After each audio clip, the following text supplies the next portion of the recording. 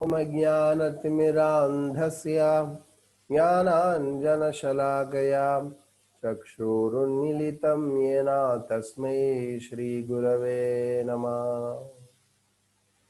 श्रीचैतन्यमनोभीष्टं स्थापितं येन भूतले स्वयं रूपकदा मह्यं ददाति स्वापदान्तिकम्। वन्देऽहं श्रीगुरहं श्रीयुतपदकमलं श्रीगुरुन् वैष्णवांश्च श्रीरूपं साग्रजातं सहगणरघुनाथानुतं तं सजीवं साद्वैतं सावधूतं परिजनसहितं कृष्णचैतन्यदेवं श्रीराधा कृष्णपादान् सहगणललिता श्रीविशाखान्वितांश्च हे कृष्णकरुणा सिन्धो दीनबन्धो जगत्पते गोपेश गोपिका कान्त राधाकान्त नमोऽस्तुते।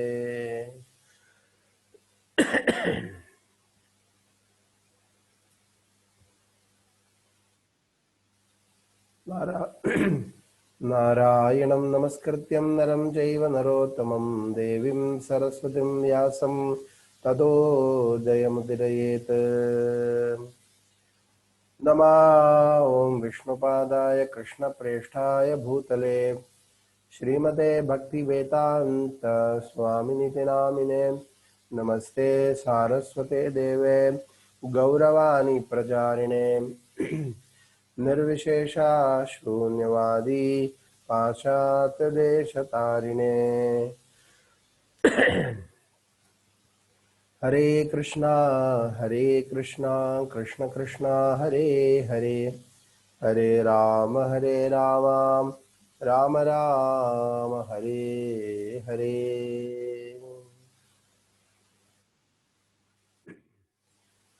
जयतु जयतु देवो देवकी नन्दनोऽयं जयतु जयतु कृष्णो वृष्णिवंशः प्रदीपः जयतु जयतु मे श्यामलकोमलांग जयतु जयतु पृथ्वीभारनाशो मुकुन्दः मुकुन्दमूर्ध्ना प्रणिपत्य याचे भवन्तमेकान्त मियन्दमर्थम् अविस्मृतिस्त्वच्चरणारविन्दे भवे भवे मेस्तु भवत्प्रसादः। ഹരേ കൃഷ്ണ. എല്ലാവർക്കും ശ്രീമദ് മഹാഭാരത സത്രത്തിലേക്ക് സ്വാഗതം. ഇന്നലെ നമ്മള് മതങ്ങളുടെ കഥകളെല്ലാം പറയുണ്ടായി. യദുവിൽ നിന്ന് യാദവംശം വരേണ്ടായി, ദ്രുഹുവിൽ നിന്ന് ഭോജവംശം വരേണ്ടായി, തുരുവസു അനു ഇവർ രണ്ടുപേരിൽ നിന്നും യവനവംശവും മ്ലേച്ഛ വംശവും അതിനോടൊപ്പം അതുമെല്ലാം മിക്സായിട്ടുള്ള പല വംശങ്ങളും പരസ്പരം പല മതങ്ങളും അങ്ങോട്ടും ഇങ്ങോട്ടും മിക്സായിട്ട് ഇനിയുള്ള മതങ്ങളും എല്ലാം വരേണ്ടായി. ആ കഥ നമ്മൾ ഇന്നലെ തന്നെ നമ്മൾ പറഞ്ഞു. ഫൈനലായിട്ട് കൺക്ലൂഡ്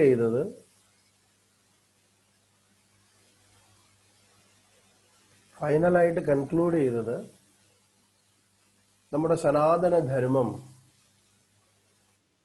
വൈദിക മതം, വേദങ്ങളിൽ പ്രതിപാദിച്ചിരിക്കുന്ന ആ വേദങ്ങളിൽ നിന്ന് തന്നെയാണ് എല്ലാ മതങ്ങളുടെയും ഉറവിടം, അല്ലെ? അങ്ങനെയാണ് നമ്മൾ പഠിച്ചത്.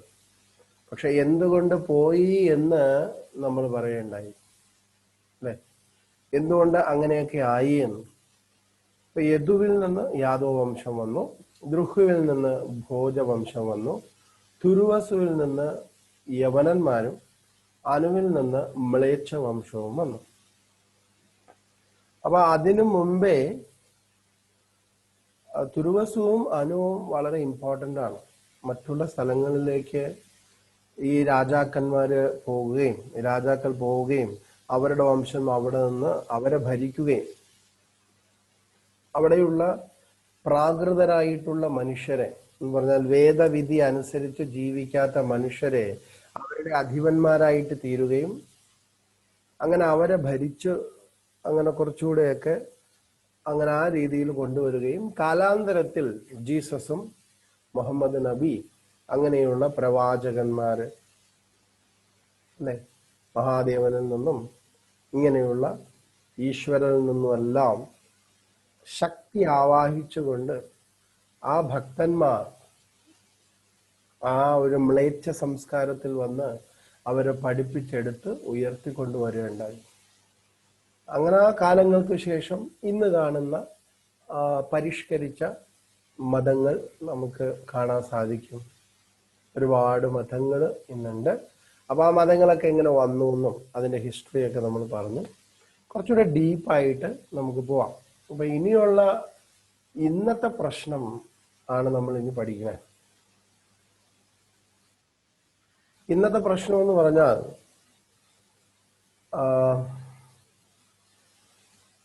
പലരും അവരവരുടെ മതം ഏറ്റവും ഉത്തമമാണെന്ന് പറയുന്നു. ഇന്നത്തെ ഈ ലോകത്ത് നടക്കുന്ന പ്രശ്നങ്ങളാണ്.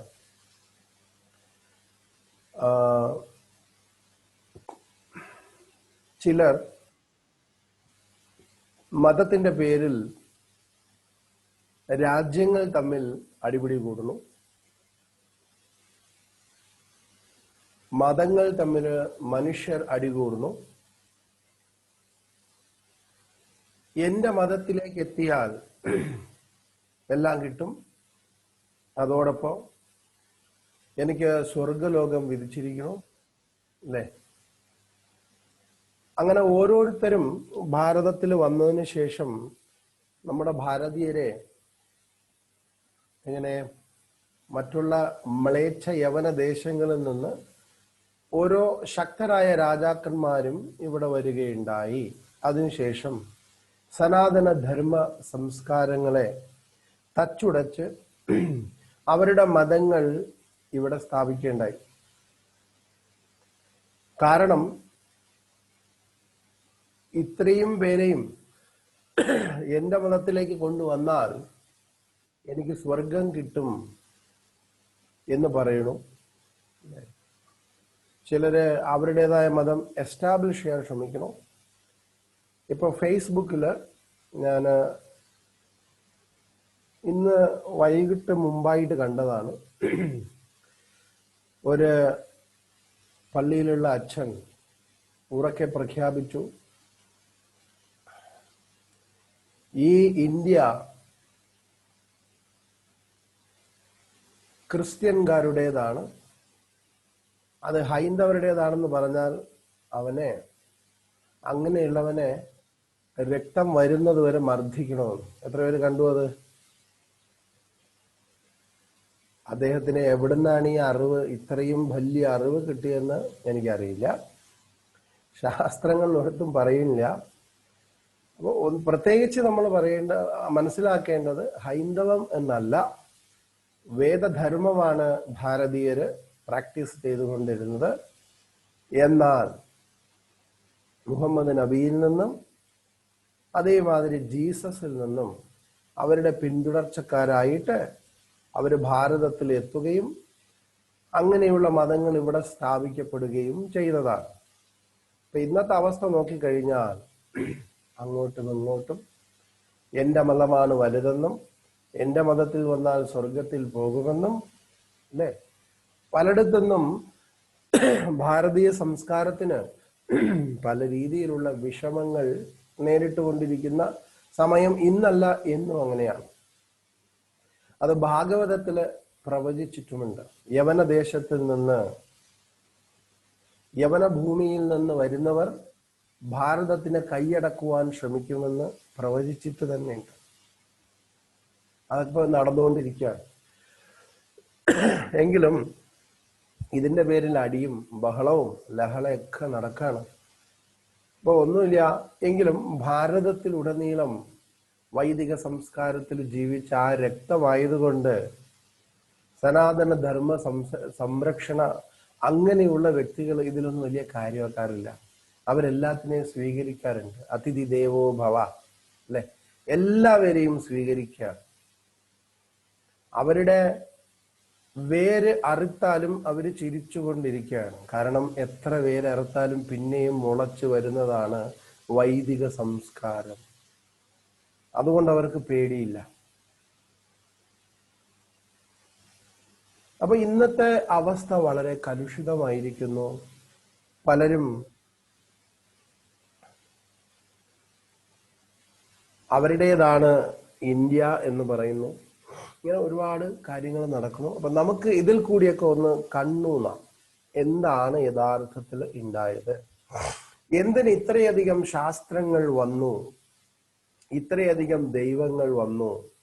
അതിന് ഉത്തമമായത് എന്താണ്? നമ്മുടെ ലെഗസി എന്താണ്? അതൊക്കെ നമുക്ക് ഇന്ന് പഠിക്കാം.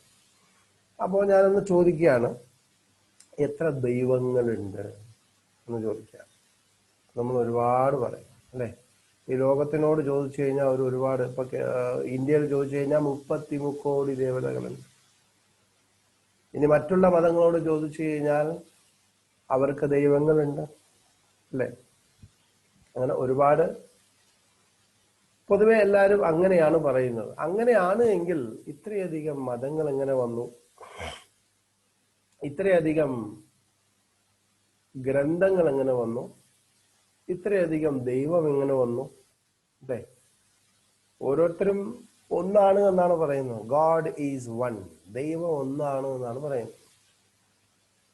അപ്പോ ഇന്നത്തെ ഒരു വലിയൊരു ടോപ്പിക് എന്ന് പറഞ്ഞാൽ, എല്ലാവരും ഇത്രയും കിടക്കുന്നത് കൊണ്ട് എന്തിനെ ഞാൻ ഫോളോ ചെയ്യണം, എന്തിനെ ഞാൻ വിശ്വസിക്കണം, ഏത് ദൈവത്തിനെ ആരാധിക്കണം എന്നുള്ളൊരു വലിയൊരു കൺഫ്യൂഷനാണ്.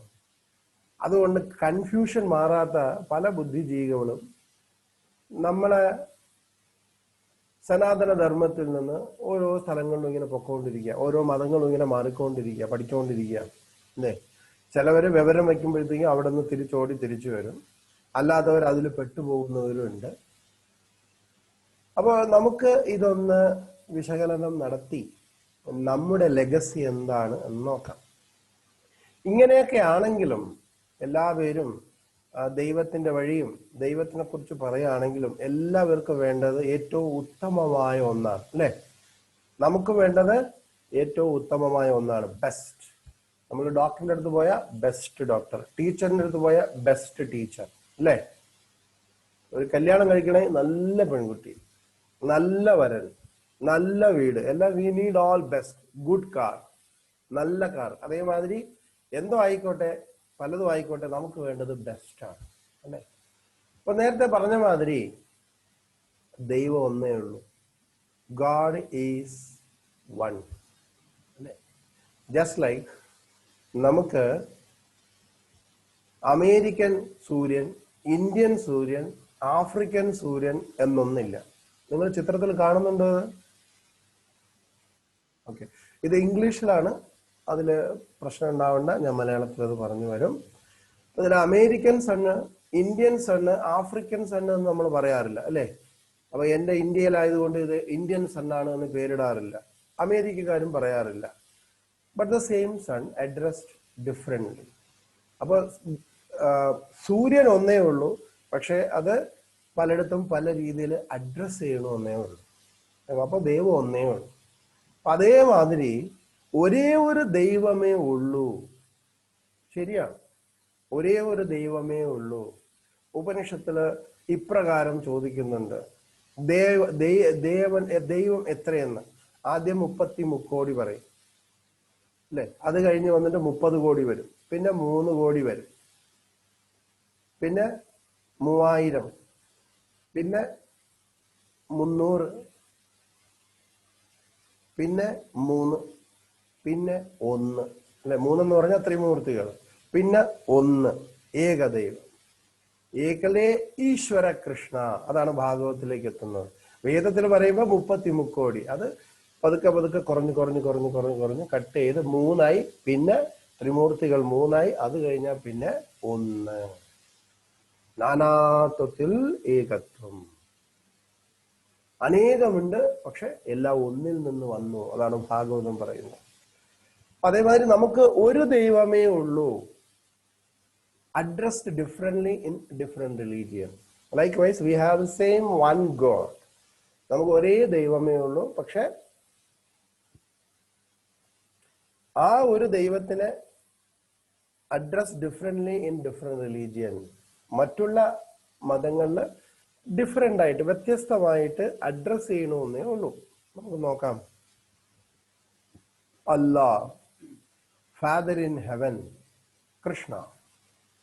അല്ലാഹ് എന്ന് പറഞ്ഞാൽ മുഹമ്മദ് മതത്തിൽ അല്ലാഹയെ കുറിച്ച് പറയുന്നു. ഫാദർ ഇൻ ഹെവൻ, അപ്പൊ ഞാൻ ഈ Allah father in heaven, Muslim Christian, അപ്പൊ ഇവർ രണ്ടുപേരും ഞാൻ പറഞ്ഞു തിരുവസുവും അനുവിൽ നിന്ന് വന്ന പിന്തുടർച്ചക്കാരാണ്. അങ്ങനെ ഭാരതത്തിലേക്ക് എത്തുകയാണ് ചെയ്തത്. ഇവിടെ അതിന് ഒരു തരത്തിലുള്ള സീഡും ഇല്ല, ഇങ്ങോട്ട് വന്നതാണ്, നമ്മുടെ അതിഥികളാണ് അവരെല്ലാം. അത് കഴിഞ്ഞാൽ പിന്നെ കൃഷ്ണ, അവരല്ല എന്ന് പറയുന്നു, ഒരു ദൈവമേ ഉള്ളൂ. ജീസസ്, ക്രിസ്ത്യാനിറ്റിയിലെ ഫാദർ ഇൻ ഹെവൻ, സ്വർഗസ്ഥനായ പിതാവ് എന്ന് പറയുന്നു. സനാതന ധർമ്മത്തിൽ വേദങ്ങൾ, പ്രത്യേകിച്ച് ഏറ്റവും ഉത്തമമായ ഭാഗവതത്തിൽ കൃഷ്ണനാണെന്ന് പറയുന്നു. ഓം നമോ ഭഗവതേ വാസുദേവായ, വാസുദേവനായ കൃഷ്ണനാണ് എന്ന് പറയും. അപ്പോ all the bona fide religions and scriptures being word of that one God teach the same truth. അപ്പൊ എല്ലാ ആധികാരികമായ മതങ്ങളും ശാസ്ത്രങ്ങളും ഒരേ കാര്യങ്ങളാണ് നമ്മളെ പഠിപ്പിക്കുന്നത്. അതിന്റെ എസൻസ് എന്താണെന്ന് നോക്കാം. ഖുറാനിലായാലും ബൈബിളിലായാലും ഭഗവത്ഗീതയിലായാലും ഒക്കെ നോക്കാം. നമുക്ക് ഭഗവത്ഗീത എന്ന് പറയുന്നില്ല, വേദങ്ങളിലായാലും നോക്കാം. അതിന്റെ എസൻസ് എന്താണെന്ന് നോക്കാം. ഗാഡ് ഈസ് വൺ, ദൈവം ഒന്നേ ഉള്ളൂ. ഡെവലപ്പ് ലവ് ഫോർ ഹിം, ഈശ്വരനിലെ സ്നേഹം ഉണ്ടാക്കുക.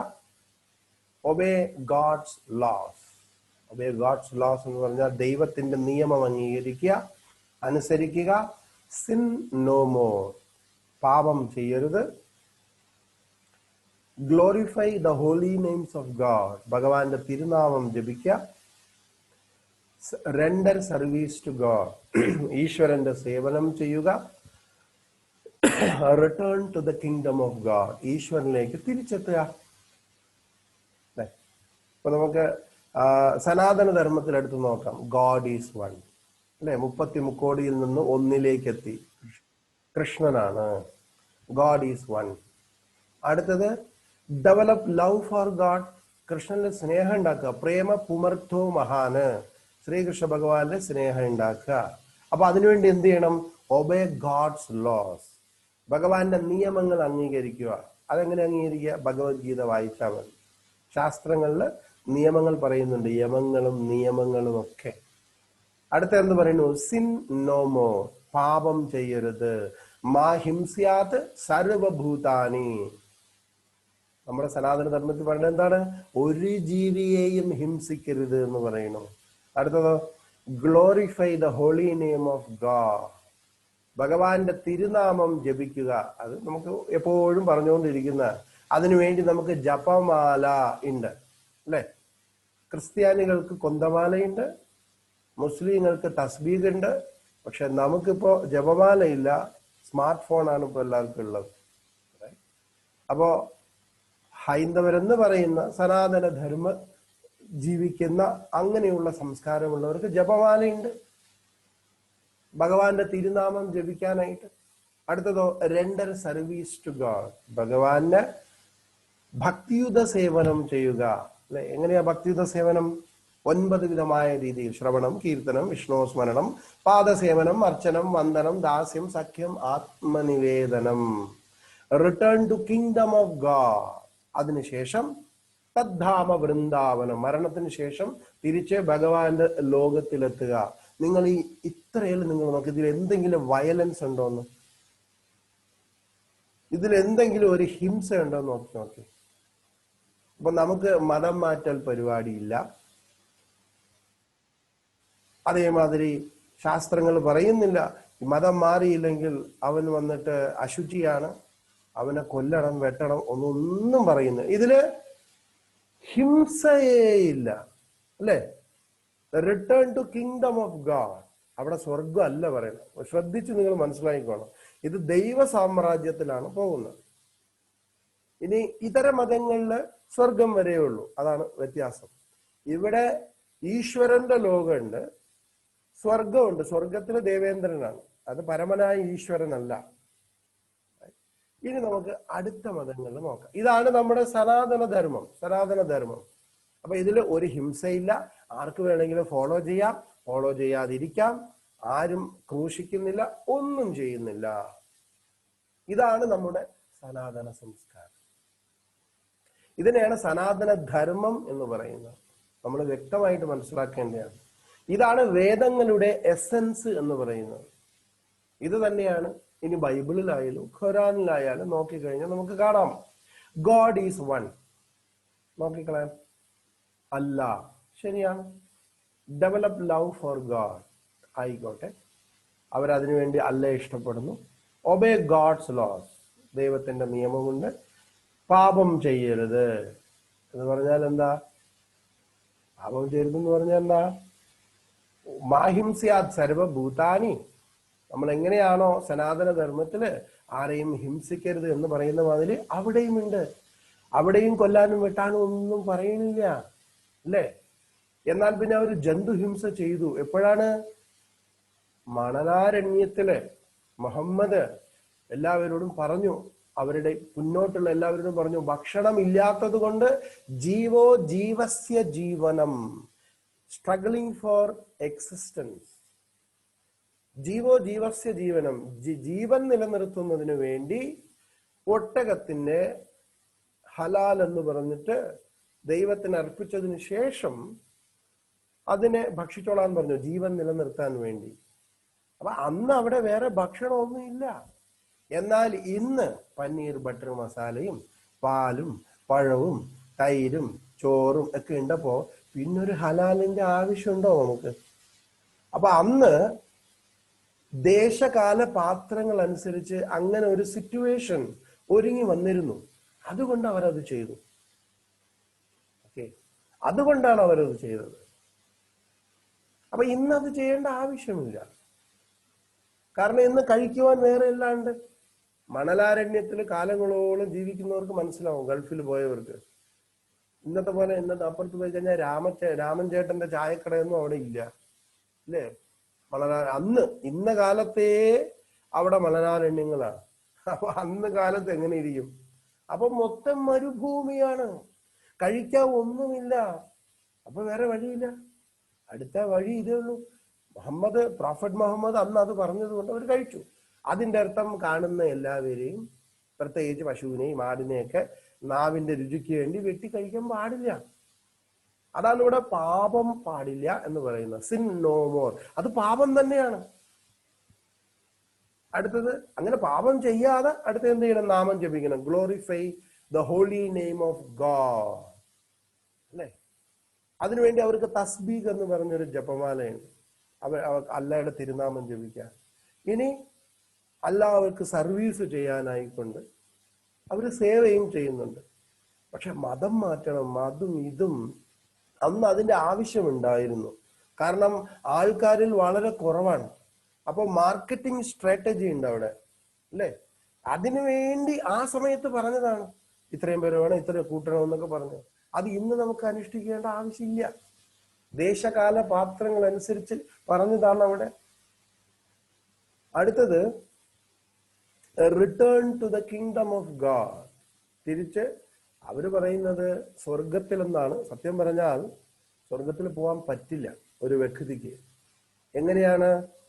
പാപം ചെയ്തുകൊണ്ട് ഒറ്റ ഒരുത്തനെയും സ്വർഗത്തിൽ കയറ്റില്ല. നല്ല ധർമ്മിഷ്ഠനായ രാജാവായ ത്രിശങ്കുയെ കയറിയപ്പോ ദേവേന്ദ്രൻ നെഞ്ചത്താണ് ചവിട്ടി താഴെ ഇട്ടത്, അല്ലേ?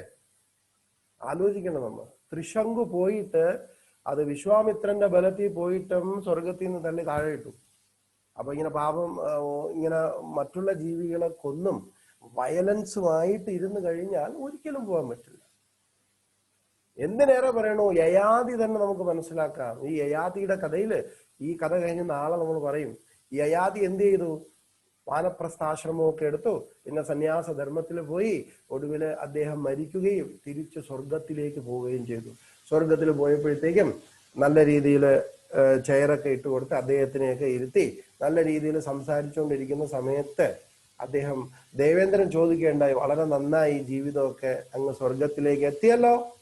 എന്നാൽ എനിക്ക് ഒരു കാര്യം ഞാൻ ചോദിച്ചോട്ടെ, ഭൂമിയില് അങ്ങയെപ്പോലെ സെയിം ആയിട്ട് ആരെങ്കിലും ഉണ്ടോ ഇത്രയധികം തപസ്യയും കാര്യങ്ങളൊക്കെ ചെയ്ത്?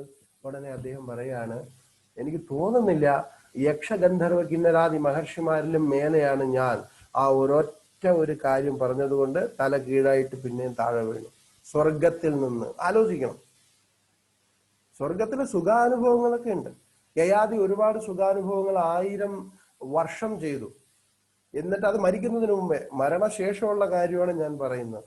മരണശേഷം തിരിച്ചു സ്വർഗത്തിലെത്തിയപ്പോ ചെറുതായിട്ടൊരു അഹങ്കാരം വന്നേ ഉള്ളൂ. അപ്പൊ ദേവേന്ദ്രൻ പറഞ്ഞു, അങ്ങ് ഇവിടെ ഇരിക്കുവാൻ ക്വാളിഫൈഡ് അല്ല, താഴെ പൊക്കോളാൻ പറഞ്ഞു. അങ്ങനെ പിന്നെയും താഴെ വീണു. പിന്നെ അദ്ദേഹത്തിന്റെ മെറ്റേണൽ അങ്കിൾ അദ്ദേഹത്തിന് പിടിച്ച് പുണ്യലോകങ്ങളെല്ലാം കൊടുത്ത് പിന്നെ തിരിച്ചയച്ചതാണ്. അപ്പോ പാപങ്ങളൊക്കെ ചെയ്തിട്ട് എങ്ങനെ പോകാൻ പറ്റും? അപ്പോ അന്നുണ്ടായിരുന്ന പല കാര്യങ്ങളിലും വളരെ ഇംപ്രോപ്പർ ഒരു അണ്ടർസ്റ്റാൻഡിങ് പലരും ഉണ്ടാക്കി കൊടുക്കും ഇന്നുള്ളവർക്ക്. ഇപ്പൊ ഹൈന്ദവ മതത്തില്, ഹൈന്ദവം എന്ന് പറഞ്ഞ മതമല്ല എങ്കിലും നമ്മുടെ കൂട്ടരിൽ തന്നെ പലരിലും നിരീശ്വരവാദമുണ്ട്, അല്ലെ? നിരീശ്വരവാദമുള്ളവരുണ്ട്, യുക്തിവാദിയുള്ളവരുണ്ട്, എന്ത് വേണമെങ്കിലും ആവാം. അപ്പൊ അതേമാതിരി മറ്റുള്ള മതങ്ങളിലും ഇങ്ങനെയുള്ള ആൾക്കാർ പലരും ഉണ്ടായിരുന്നിട്ടുണ്ട്. അവരിതിനെയൊക്കെ എടുത്ത് മിസ്ഇന്റർപ്രറ്റ് ചെയ്ത് ആണ് ഇന്നത്തെ രീതിയിലെല്ലാം വന്നിരിക്കുന്നത്. ഇന്നൊരു ഹിന്ദു എന്ന് പറയുന്ന ഒരു ജന്തു മീഡിയയിൽ ഞാൻ കണ്ടു. പുള്ളി പറയാണ്, ഹൈന്ദവര് ഇന്ത്യക്കാരല്ല എന്നാ പറയുന്നത്. യവന് എവിടെ നിന്ന് കിട്ടിയെന്ന് അറിയില്ല ഇതൊക്കെ, അല്ലേ? ഹൈന്ദവ മതം ഇല്ല എന്ന് പറഞ്ഞു കഴിഞ്ഞാൽ ശരി, സിന്ധു നദീതട സംസ്കാരത്തിന് ഇപ്പുറമുള്ള ആൾക്കാരെയൊക്കെ അങ്ങനെ പാക്കികളും മറ്റുള്ളവരെല്ലാം സിന്ധുക്കൾ എന്ന് വിളിച്ചിരുന്നു. അത് ഹിന്ദുക്കൾ എന്ന് മാറിയതാണ്. പക്ഷെ സനാതന സംസ്കാരമുണ്ട്. അപ്പൊ നമ്മുടെ ഇവിടെ ഇരുന്നിട്ട് ഇത് നമ്മുടേതല്ല എന്ന് പറയാണ്. അപ്പൊ ഇവർക്കൊക്കെ എവിടെ നിന്നാണ് ഇതൊക്കെ കിട്ടണമെന്ന് അറിയില്ല. പക്ഷെ ശാസ്ത്രങ്ങൾ ഇതിനെ കുറിച്ചൊന്നും പൂർണ്ണമായിട്ട് പറയണില്ല. അപ്പോ ഇത് ഇങ്ങനെയുള്ളവര് ഈ കള്ളൻ കപ്പലിൽ തന്നെ എന്ന് പറയുന്ന മാതിരി എല്ലാ മതത്തിലും ഇങ്ങനെയുള്ള വിഷങ്ങൾ ഉണ്ടാവും. ഇവര് പലതും അവരുടേതായ ഒരു ഇറിറ്റേഷൻ അവരുടെ ജീവിതത്തിൽ നിന്ന് കിട്ടിയിട്ട് ഇതിന് എതിരായിട്ട് പറയിപ്പിക്കും, അല്ലേ? ഒരു പുതിയ ഒരു ടീം അതിനു വേണ്ടി തന്നെയുണ്ട്. ബ്രാഹ്മണ കുലത്തിന് മോശം പറയുന്നതിന് വേണ്ടിയും അങ്ങനെ പലതരത്തില് അവര് എന്തോ ഉത്തമന്മാരാണ് എന്നുള്ളത് കൊണ്ട് ഇവൻ അധമനാണ് എന്ന് അവൻ ചിന്തിക്കുന്നതുകൊണ്ടാണ് അങ്ങനെ. അപ്പൊ അവൻ ബ്രാഹ്മണരെ കാണുമ്പോൾ മോശമായിട്ട് സംസാരിക്കുക, ഇത് ബ്രാഹ്മണരുടെ ഇതല്ല, ഇത് മറ്റുള്ള മതങ്ങളുടെ ഇതാണെന്ന് അവൻ തന്നെ പറയാൻ, അല്ലേ? അപ്പൊ ഇതൊക്കെ നമ്മൾ മനസ്സിലാക്കിയിരിക്കണം. ഇത് അവന്റെ ഇറിറ്റേഷനാണ്, ബുദ്ധി തിരിഞ്ഞുപോയി. ഇവിടെ നമ്മൾ മനസ്സിലാക്കേണ്ടത് ഒരു കാര്യം, മഹാപാപിയായിട്ടുള്ള ഒരു വ്യക്തിക്കും സ്വർഗത്തിൽ പോകണമെങ്കിൽ 100 അശ്വമേധ അങ്കിരസം എന്ന യജ്ഞങ്ങൾ ചെയ്യണം. ദേവേന്ദ്രൻ ആവണമെങ്കിൽ 100 അശ്വമേധ യജ്ഞം വളരെ കഷ്ടാണ്. മഹാബലി മഹാരാജ് ഇപ്പോഴും പോയിട്ടില്ല, ഇപ്പോഴും സുതലത്തിൽ വെയിറ്റ് ചെയ്യാണ് ഇത് കഴിഞ്ഞിട്ട് അവിടെ പോവാനായിട്ട്. അപ്പൊ അങ്കിരസം എന്ന യജ്ഞങ്ങൾ പലതും ചെയ്താലേ സ്വർഗത്തിൽ പോവുള്ളൂ. അപ്പൊ അങ്കിരസം എന്ന യജ്ഞം എന്ന് പറഞ്ഞാൽ ബ്രാഹ്മണ കുടുംബത്തിലിരുന്ന്, ബ്രാഹ്മണ കുടുംബമല്ല, ബ്രാഹ്മണനെ മാതിരി ജീവിക്കണം, നോൺ വെജിറ്റേറിയൻ കഴിക്കാതിരിക്കണം, എന്താ പറയാ, പലതരത്തിലുള്ള നിയമങ്ങളും, ശമോ ദമ തപ ശൗചം ശാന്തിരാർജവം ജ്ഞാനം വിജ്ഞാനം ആസ്തിക്യം, ഇത്രയും 9 ഗുണങ്ങൾ ജീവിതത്തിൽ ആചരിച്ച് അങ്കിരസം എന്ന യജ്ഞങ്ങളെല്ലാം ചെയ്ത് ഒടുവിലാണ് സ്വർഗത്തിൽ പോണേ.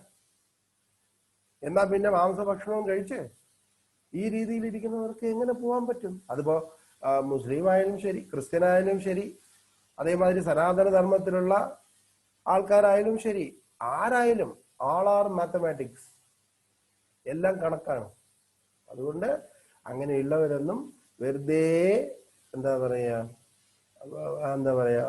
പറയല്ലോ, വെള്ളം അങ്ങ് വാങ്ങി വെക്കാൻ പറയണ മാതിരി സ്വർഗത്തിൽ പോകുമെന്നും പറഞ്ഞ് ഇതൊന്നും ചെയ്യണ്ട. സ്വർഗത്തിൽ ഉറപ്പായിട്ട് പോവില്ല. യയാതിയുടെ കഥ അത് സൂചിപ്പിക്കുന്നു. അതിനേറെ ഏറ്റവും ഉത്തമമായ രാജാവാണ് ത്രിശങ്കു. ത്രിശങ്കുവെ അത്രയും മേലെ പൊങ്ങിയിട്ട് ദേവേന്ദ്രന് ഒറ്റ ചവിട്ടിന് തള്ളി താഴെ ഇട്ടു, നീ മേലെ ഇങ്ങോട്ട് വന്നു പോലെന്ന് പറഞ്ഞു, അല്ലേ? അപ്പൊ അതുകൊണ്ട് സ്വർഗത്തിൽ പോകാൻ അത്ര ഈസി അല്ല.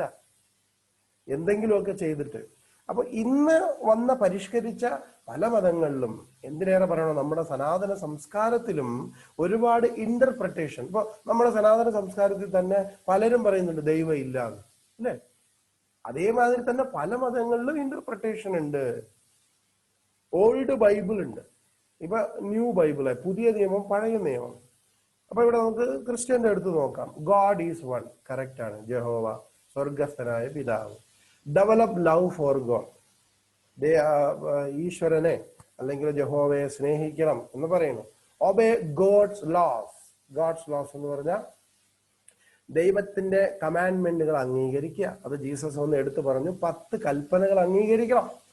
ഈ 10 കൽപ്പനകളില് ഏറ്റവും ചെറിയ കൽപ്പന പോലും അംഗീകരിക്കാത്തവൻ സ്വർഗരാജ്യത്തിൽ ചെറിയവനായിട്ട് കണക്കാക്കപ്പെടുമെന്ന ജീസസ് പറയണേ, അല്ലേ? അപ്പൊ അവിടെ പറയുന്നു, അടുത്തെന്താ? Sin no more. അവിടെയും പാപം ചെയ്യാൻ പാടില്ല എന്ന് പറയുന്നു. പക്ഷെ പാപങ്ങൾ ഒരുപാട് ചെയ്യുന്നുണ്ട്. ജന്തുഹിംസ ചെയ്യുന്നുണ്ട്, ജന്തുക്കളെ കഴിക്കുന്നുണ്ട്, അല്ലേ? അപ്പൊ ദൈവം എല്ലാവരുടെയും, ദൈവം എന്ന് പറയുന്ന ഒരു വ്യക്തി, അതിപ്പോ മനുഷ്യനായാലും മൃഗമായാലും ആടായാലും ആനയായാലും എല്ലാം കുഞ്ഞാടാണ്. അതാണ് ശാസ്ത്രം നിർദ്ദേശിച്ചിരിക്കുന്നത്. ശാസ്ത്രം പറയുന്നു, അഹം ബീജപ്രദപിത, ഞാൻ എല്ലാവരുടെയും ബീജദാതാവാണ്, അച്ഛനാണ്. അപ്പൊ ബാക്കിയുള്ള എല്ലാവരും കുഞ്ഞാളാണ് എന്നാണ് ഭഗവാൻ കൃഷ്ണൻ പറയുന്നത്. കൃഷ്ണൻ അച്ഛനും ബാക്കിയുള്ള എല്ലാവരും കുഞ്ഞാടാണ്. അത് തന്നെയാണ് ബൈബിളിലും പറയുന്നു, എല്ലാം കുഞ്ഞാടാണ്. പക്ഷേ പുതിയ നിയമത്തിൽ നിന്ന്, പഴയ നിയമത്തിൽ നിന്ന് പുതിയ നിയമം വന്നപ്പോ മനുഷ്യർ മാത്രമായി കുഞ്ഞാട്, അല്ലെ? മൃഗങ്ങളിലൊന്നും ആത്മാവില്ല എന്നും മൃഗങ്ങളെ വേണമെങ്കിൽ കൊന്നു തിന്നാം എന്നുള്ള രീതിയിലേക്ക് കാര്യങ്ങൾ മാറി വരികയാണ്. നോക്കണം, അതല്ല ആക്ച്വലി പഴയ നിയമത്തിൽ പറയുന്നത്. അതിൽ നോക്കിക്കഴിഞ്ഞാൽ ഞാൻ നേരത്തെ പറഞ്ഞു, ഭവിഷ്യ പുരാണത്തിന്റെ അതിൽ തന്നെ ഭാഗവത്തിലുണ്ട്, ആദമൻ ഹവ്യവസ്, അവരാണ് ആദമും ഹവയും ആയത് എന്നാണ്. ആ ഒരു ഹിബ്രു ലാംഗ്വേജില് ഓൾഡ് നിയമം, പഴയ നിയമം ബൈബിൾ അതാണ് പറയുന്നത്. അവിടെ സ്വർഗസ്ഥനായ പിതാവ് ആദ്യം കഴിക്കാൻ പാടില്ല എന്ന് പറഞ്ഞു, വിലക്കപ്പെട്ട കനി, അത് കഴിച്ചു.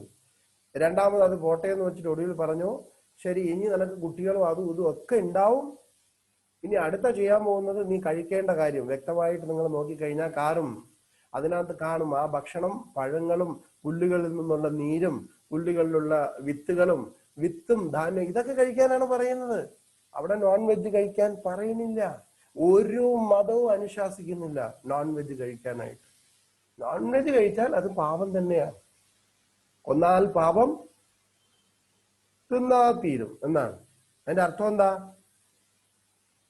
കോഴിയൊന്ന് കൊല്ലുക, അതിനുശേഷം ആ കോഴി ഇറച്ചി കഴിച്ച അത് പാപം തീരുമെന്ന്. അത് തെറ്റാണ്. കൊന്നാൽ പാപമാണ്. ആ പാപത്തിനെ തിന്നു തീർക്കണം, അല്ല കോഴി ഇറച്ചിയല്ല തിന്നു തീർക്കണമെന്നുള്ളത്. അത് ആരായാലും അനുഭവിച്ചേ തീരുള്ളൂ. കാരണം മാ ഹിംസ്യാത് സർവഭൂതാനി, ആരെയും ഹിംസിക്കാൻ പാടില്ല എന്ന് പറയുമ്പോ എല്ലാവരും ദൈവത്തിന്റെ കുഞ്ഞാടാണ്. ഉഷ്ണം ഉഷ്ണേ നശാന്തി. അതിന്റെ അർത്ഥം എന്താ? പലരും പറയാറുണ്ട്, ഉഷ്ണ സമയത്ത് നമ്മൾ വിവാഹത്തിനൊക്കെ പോകുമ്പോൾ സദ്യയൊക്കെ കഴിച്ച് നല്ല ചൂടായിട്ട്, AC അല്ലല്ലോ അവിടെ, നല്ല ചൂടായിട്ടിരിക്കുമ്പോൾ നല്ല ചൂടുവെള്ളം വരും. അപ്പൊ ഇത് ചൂടാണല്ലോ. അപ്പൊ അടുത്തിരിക്കുന്ന ആളാ പറഞ്ഞ ഉഷ്ണേന ശാന്തി, ധൈര്യമായിട്ട് കഴിച്ചോളൂ എന്ന് പറയും. അതിന്റെ അർത്ഥം എന്താ? ഉഷ്ണ സമയത്ത് ഉഷ്ണം കഴിച്ചു കഴിഞ്ഞാൽ ശാന്തി കിട്ടുമെന്ന്. സത്യം പറഞ്ഞാൽ അതല്ല. അതിന്റെ അർത്ഥം ഉഷ്ണ സമയത്ത് ഉഷ്ണേ, ചൂടുള്ളത് കഴിച്ച ന ശാന്തി, ഒരിക്കലും ശാന്തി ഉണ്ടാവില്ല എന്നാണ് പറയുന്നത്. അതേമാതിരിയാണ് കൊന്നാൽ പാപം തിന്നാൽ തീരും എന്ന് പറയുന്നത്. കൊന്നാൽ പാപം കറക്റ്റാണ്, കൊന്നാൽ പാപമാണ്, ഉറപ്പായിട്ട് പാപമാണ്. പക്ഷെ ആ പാപം ആ ചെയ്തവൻ തന്നെ തിന്നു തീർക്കണം, ആ പാപം, അല്ലാതെ ആ ഇറച്ചിയല്ല തിന്നു തീർക്കേണ്ടത്. ഓക്കെ. അപ്പൊ ഇവിടെ അതുകൊണ്ട് ഒരുപാട് ഇന്റർപ്രിട്ടേഷൻ വന്നു. അതുകൊണ്ട് എന്ത് ചെയ്തു? പഴയ നിയമത്തിൽ നിന്നും പുതിയ നിയമം വന്നപ്പോൾ പലതും മാറി. ഞാനത് വ്യക്തമായിട്ട് എടുത്ത് പറയുന്നില്ല, അത് ആരാണ് മാറ്റിയത് അത് എനിക്കറിയാം. പക്ഷെ അത് ഇനി അടുത്ത ഈ വീഡിയോ കാണുമ്പോൾ എല്ലാവർക്കും അടുത്ത രക്തം കൊതിക്കാൻ തുടങ്ങും. അത് എന്തിനാ അങ്ങനെ പറഞ്ഞു ഇങ്ങനെ പറഞ്ഞു. അപ്പൊ ഇതൊക്കെ നമ്മുടെ ആൾക്കാർ അറിയാൻ വേണ്ടിയാ പറയാം. എല്ലാവരും നമ്മുടെ ആൾക്കാരാണെങ്കിലും സനാതന ധർമ്മത്തിനകത്ത് ഇരിക്കുന്ന എന്നാൽ അത്താണി എന്ന ആണിക്കല്ല് ഇളവിക്കൊണ്ടിരിക്കുകയാണ് അല്ലെ. അവർക്ക് വേണ്ടിയാണ് ഞാൻ ഈ പറയുന്നത്. എന്നാൽ പിന്നെ മറ്റൊരു മതം സ്വീകരിച്ചുകൂടെ? അതിനുവേണ്ടിയാണ് ഞാനിത് പറയുന്നത്. സ്വീകരിക്കേണ്ട കാര്യമില്ല. നമ്മളിൽ തന്നെ എല്ലാം ഉണ്ട്. കുറച്ചുകൂടെ ഒന്ന് അറിവോടുകൂടി പഠിച്ച് മുന്നോട്ട് പോയാൽ മതി. എനിക്ക് തോന്നുന്നു ഈ ഒരു ക്ലാസ് കഴിയുമ്പോൾ നിങ്ങൾക്കൊരു പൂർണ്ണ രൂപം കിട്ടും എന്തിനാണ് ഇങ്ങനെയുള്ള മതങ്ങൾ വന്നത് എന്ന്. നമുക്ക് നോക്കാം. അപ്പൊ നേരത്തെ പറഞ്ഞ മാതിരി സനാതന ധർമ്മത്തിലാണ് എങ്കിലും മറ്റുള്ള മതങ്ങളിലാണെങ്കിലും ഇതാണ് എസൻസ്. എന്തൊക്കെയാണ് essence? God is one, develop love for God, obey God's laws, sin no more, glorify the holy name of God, render service to God, return to the kingdom of God. ഇതാണ് എല്ലാ ശാസ്ത്രങ്ങളിലും പറയുന്നത്. അപ്പൊ ബൈബിളിലായാലും ഖുറാനായാലും വേദങ്ങളിലായാലും എല്ലായിടത്തും. ഇനി ഈ essence അല്ലെങ്കിൽ ഈ message ചുമ്മാ വരൂലല്ലോ. ഒന്നീ ദൈവം വന്നു കൊടുക്കും അല്ലെ. God gives his message directly. അപ്പൊ ദൈവം ഈ മെസ്സേജുകളെ ഒന്നി ഡയറക്റ്റ് ആയിട്ട് വന്നു കൊടുക്കും, അല്ല എങ്കിൽ അദ്ദേഹത്തിന്റെ പ്രതിനിധികളെ അയച്ചു കൊടുക്കും. അങ്ങനെയാണ് അല്ലെ. ഒന്നി ദൈവം നേരിട്ട് കൊടുക്കും. ഇപ്പൊ കൃഷ്ണൻ നേരിട്ടാ കൊടുത്തിരിക്കണം അല്ലെ. ഭഗവത്ഗീത നേരിട്ട് കൊടുത്തു. ഇനി പുരാണങ്ങൾ പ്രതിനിധികളെ വെച്ച് കൊടുത്തു എന്നാണ്. അപ്പോ ഒന്നി ദൈവം നേരിട്ട് വരും, അല്ല എങ്കിൽ ഈ സന്ദേശം ദൈവത്തിന്റെ കൂടെ അടുത്തിരിക്കുന്നവരോ ദൈവത്തിന്റെ ശക്തി ആവാഹിച്ചോ കുറെ പ്രതിനിധികൾ, റെപ്രസെന്റേറ്റീവ്സ് വരും. അവര് വന്നിട്ടാണ് നമുക്കിത് തരുന്നത്. എങ്ങനെയാ തരുന്നത്? According to time, place, circumstances അല്ലെ. ദേശകാല പാത്രം എന്നാ പറയുന്നത്. കാലം എന്ന് പറഞ്ഞാൽ സമയം, ദേശം എന്ന് പറഞ്ഞാൽ സ്ഥലം, പാത്രം എന്ന് പറഞ്ഞു കഴിഞ്ഞാൽ സന്ദർഭം എന്നാ പറയുന്നത്. അപ്പോ സമയ സന്ദർഭ ദേശങ്ങൾ അനുസരിച്ചുകൊണ്ട് ഈശ്വരനോ ഈശ്വരന്റെ പ്രതിനിധികളോ ഈ സന്ദേശം നമുക്ക് തരും. നേരത്തെ പറഞ്ഞ സന്ദേശം നമുക്ക് തരുമെന്നാണ് പറഞ്ഞത്. അത് മാത്രമല്ല, and capacity of individuals who receive it, അത് ഇമ്പോർട്ടന്റ് ആണ്. ആരാണോ അത് സ്വീകരിക്കുന്നത് അവരുടെ കപ്പാസിറ്റിയും മനസ്സിലാക്കിയിട്ടാണ് തരുന്നത്. അത് നമുക്ക് ഒന്നുകൂടെ ഒന്ന് ലോജിക്കലി പഠിക്കാം. കപ്പാസിറ്റിയെ കുറിച്ച് പറഞ്ഞു. ഇപ്പൊ നോക്കാം, ഡിഫറെന്റ് ലെവൽ ഓഫ് മാത്തമാറ്റിക്സ്. ഇപ്പോ നഴ്സറി സ്കൂൾ അല്ലെങ്കിൽ LKG അല്ലെങ്കിൽ അങ്ങനെയുള്ള ഏറ്റവും താഴെ സ്കൂളിൽ പഠിക്കുകയാണ്. ആ കുട്ടിയുടെ അടുത്ത് പറയാണ്, എലിമെന്ററി സ്കൂൾ സ്റ്റുഡന്റ് പറയാണ് 2 - 5 ഈസ് ഈക്വൽ ടു. കുട്ടിക്ക് അറിയാൻ പറ്റുമോ? ഒരിക്കലും പറ്റില്ല അല്ലെ. അപ്പൊ അതിനെന്ത് ചെയ്യണം? അടുത്ത ലെവൽ ഹൈസ്കൂളിൽ ചോദിച്ചാൽ അവൻ പറയും 2 - 5 ഈസ് ഈക്വൽ ടു -3. എന്നാ അവന്റെ അടുത്ത് ചോദിക്കുകയാണ്,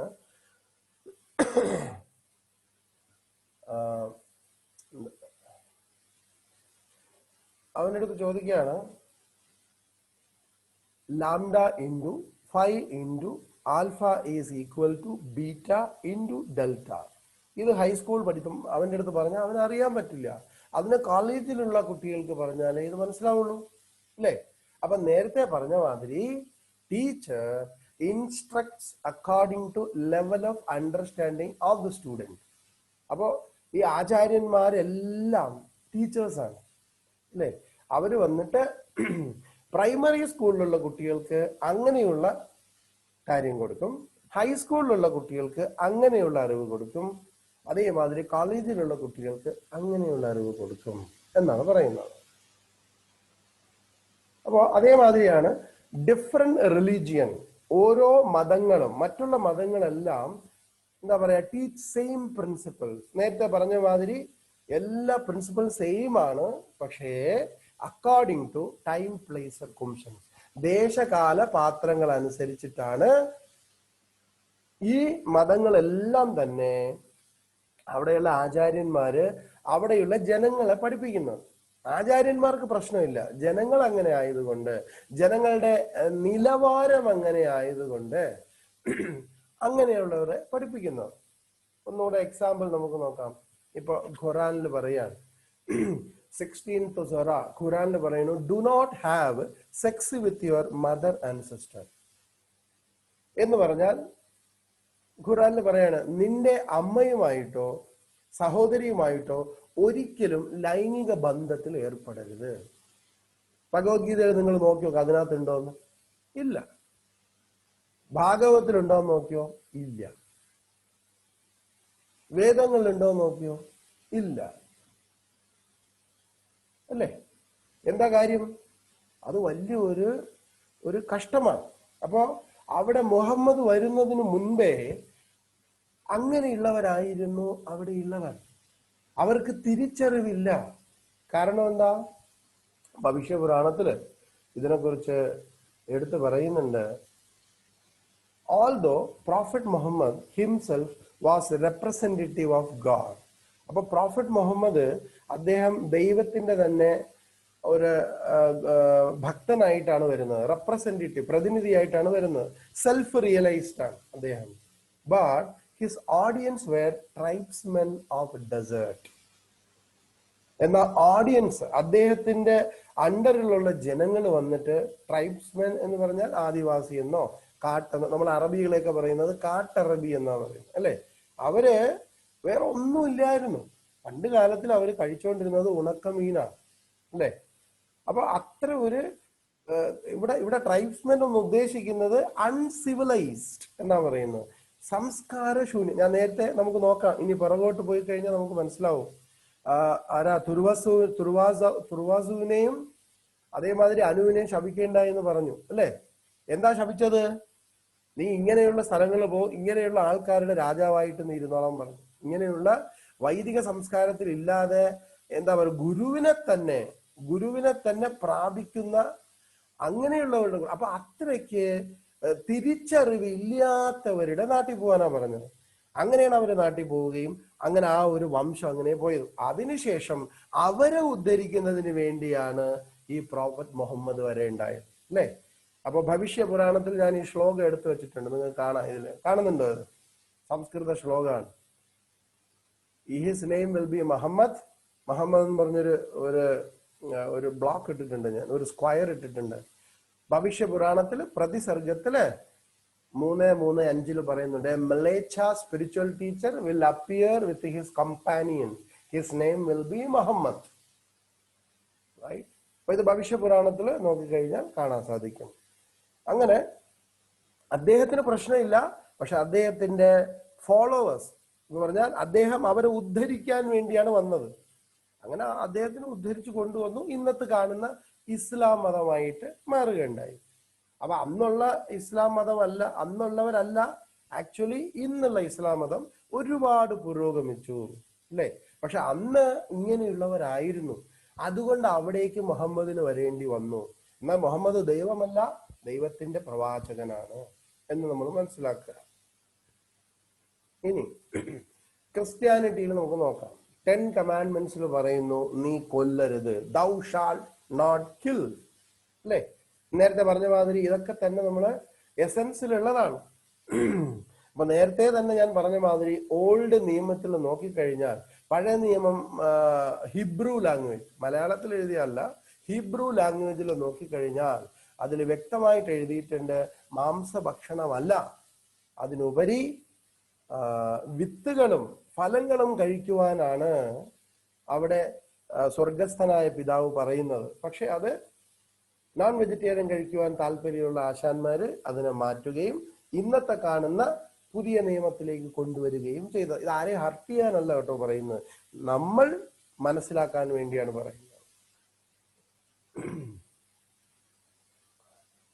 അപ്പൊ different religions have same message but impart instructions according to audience, അല്ലെ?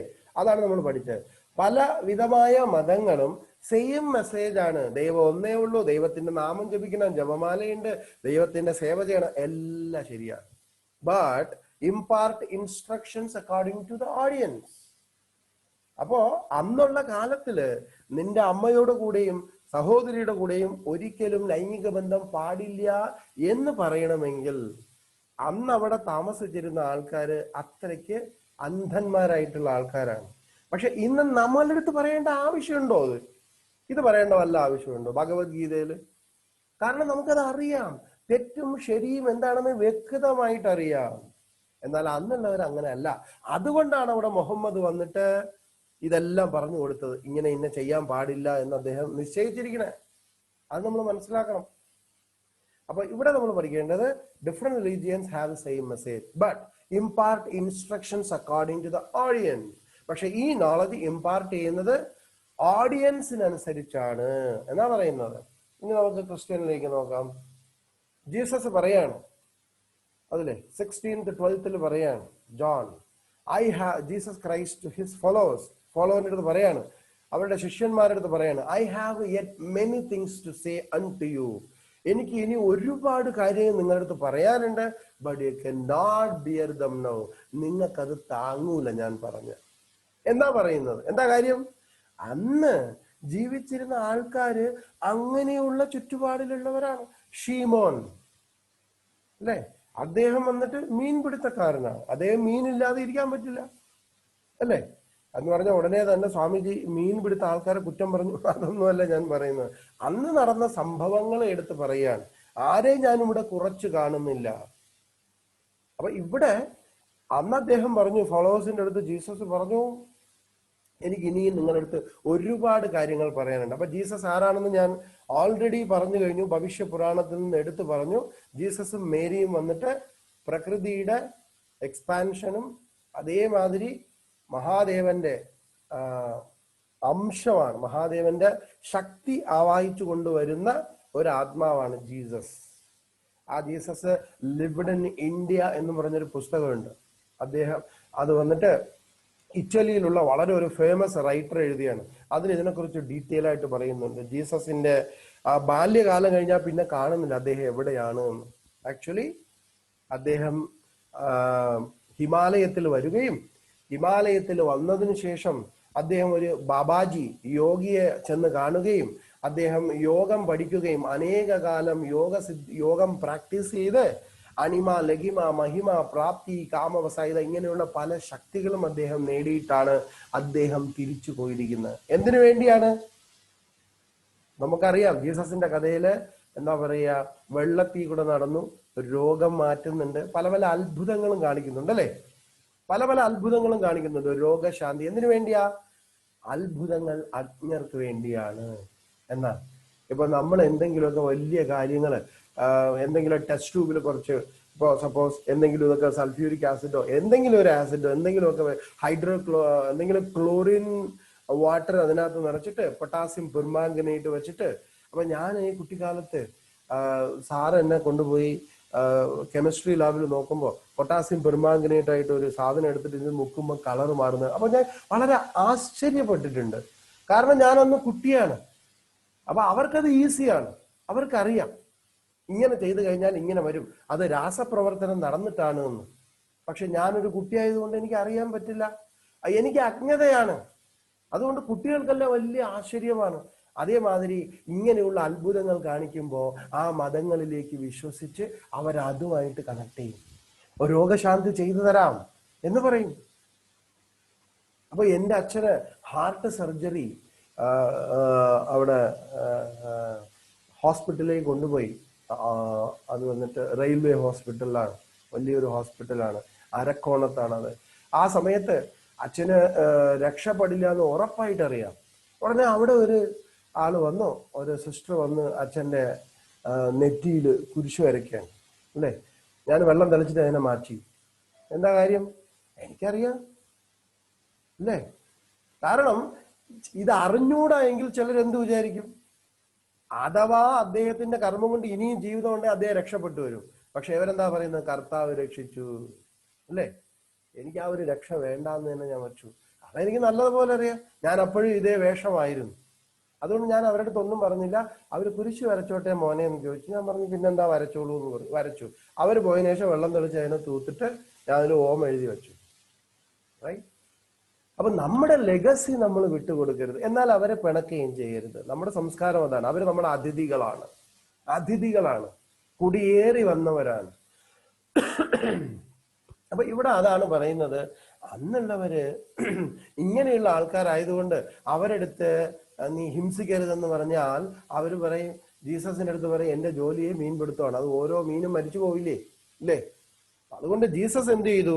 പലതരത്തിലുള്ള വെള്ളത്തിൽ നടക്കുന്നത് എന്താ ഇങ്ങനെയൊക്കെ അജ്ഞരാണ്. ഇങ്ങനെയുള്ള കൺകെട്ട് കാര്യങ്ങൾ കാണുമ്പോൾ, യോഗസിദ്ധികൾ കാണുമ്പോ, ആപ്പിള്, ഓറഞ്ച്, ഭസ്മൊക്കെ വരുമ്പോ ആൾക്കാർ വിചാരിക്കും അയ്യോ ദൈവം തന്നെയാണ്. അപ്പൊ ഞാൻ നിങ്ങൾ പറയുന്ന പോലെ കേൾക്കാം.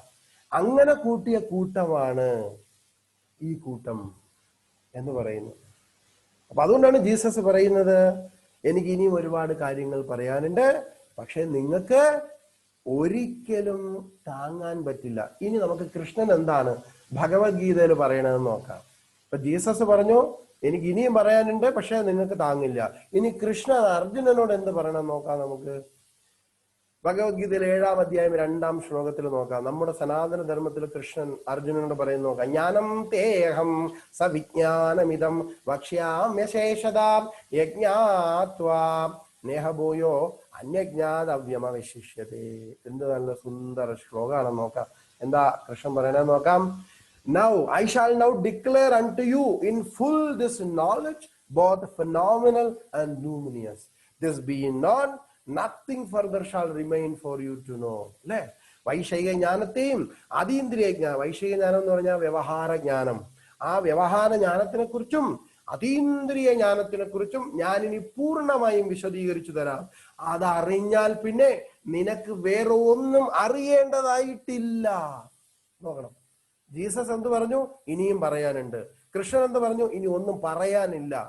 ഇതറിഞ്ഞാൽ പിന്നെ ഒന്നും അറിയേണ്ടതായിട്ടില്ല. അപ്പൊ നമ്മൾ മനസ്സിലാക്കണം എന്താണ് നമുക്ക് വേണ്ടതെന്ന്, അല്ലെ?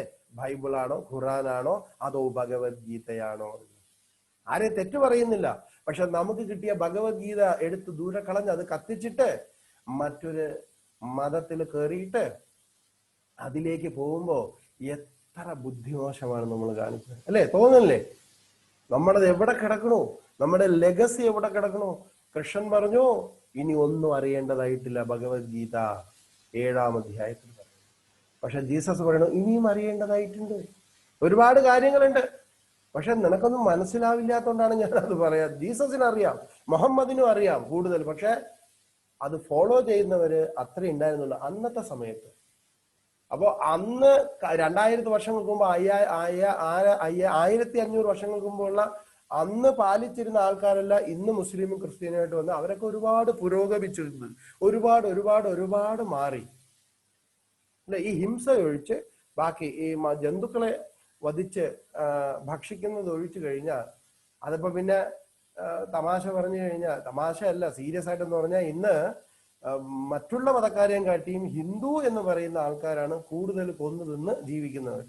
ഇന്ന് അവന്റെ കല്യാണത്തിന് പോയി കഴിഞ്ഞാൽ എത്ര കോഴികളാ മരിക്കണേ പാവം, അല്ലേ? എത്ര കോഴികളാ മരിക്കുന്നത്. പിന്നെ അങ്ങനെ ആ കല്യാണം നന്നായി വിവാഹം, കല്യാണം എന്ന് പറഞ്ഞാൽ മംഗളമാണ്. നമ്മുടെ വെറും നാവിന് വേണ്ടി എത്ര പേര് മരിച്ചു പോകുന്നു, അല്ലെ? എന്നാ പറയും നമ്മൾ കൊല്ലുന്നില്ല, പുറത്തുനിന്ന് വാങ്ങിക്കുന്നേ ഉള്ളൂ, അല്ലെ? ശാസ്ത്രം പറയണു അനുമന്ത ക്രയവിക്രയ ചോപഹർത്ത വിശ്വസിത, അല്ലെ?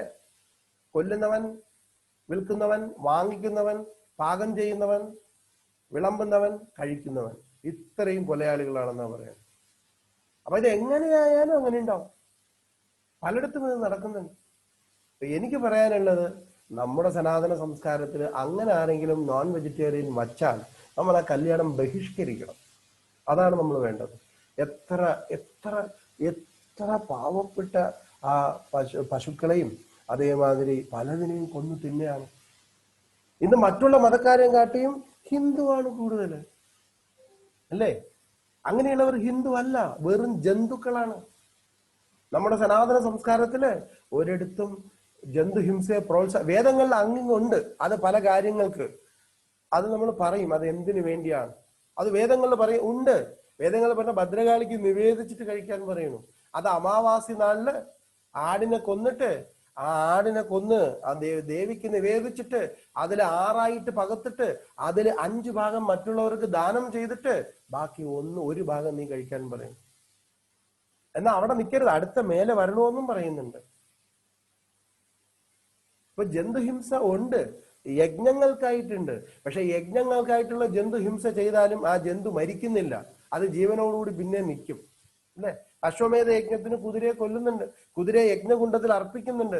പക്ഷെ കുതിരയുടെ ഞരമ്പുകളെയൊക്കെ നമ്പാക്കി വെച്ച് തൈലങ്ങളെല്ലാം പുരട്ടി കുതിരയുടെ ബോധം, വേദനയുടെ ആവേഗങ്ങളെ വരുത്തുന്ന ബോധത്തിനെയൊക്കെ ഫ്രീസ് ചെയ്ത് മന്ത്രം പറഞ്ഞിട്ടാണ് യജ്ഞകുണ്ടത്തിലേക്ക് ഇടുന്നത്.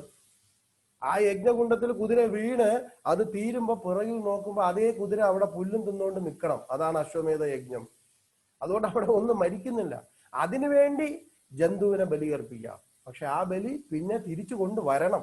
അങ്ങനെയുള്ള ബ്രാഹ്മണൻ അന്നുണ്ടായിരുന്നു. ജന്തുഹിംസയെ ശാസ്ത്രം പ്രോത്സാഹിപ്പിക്കുന്നില്ല.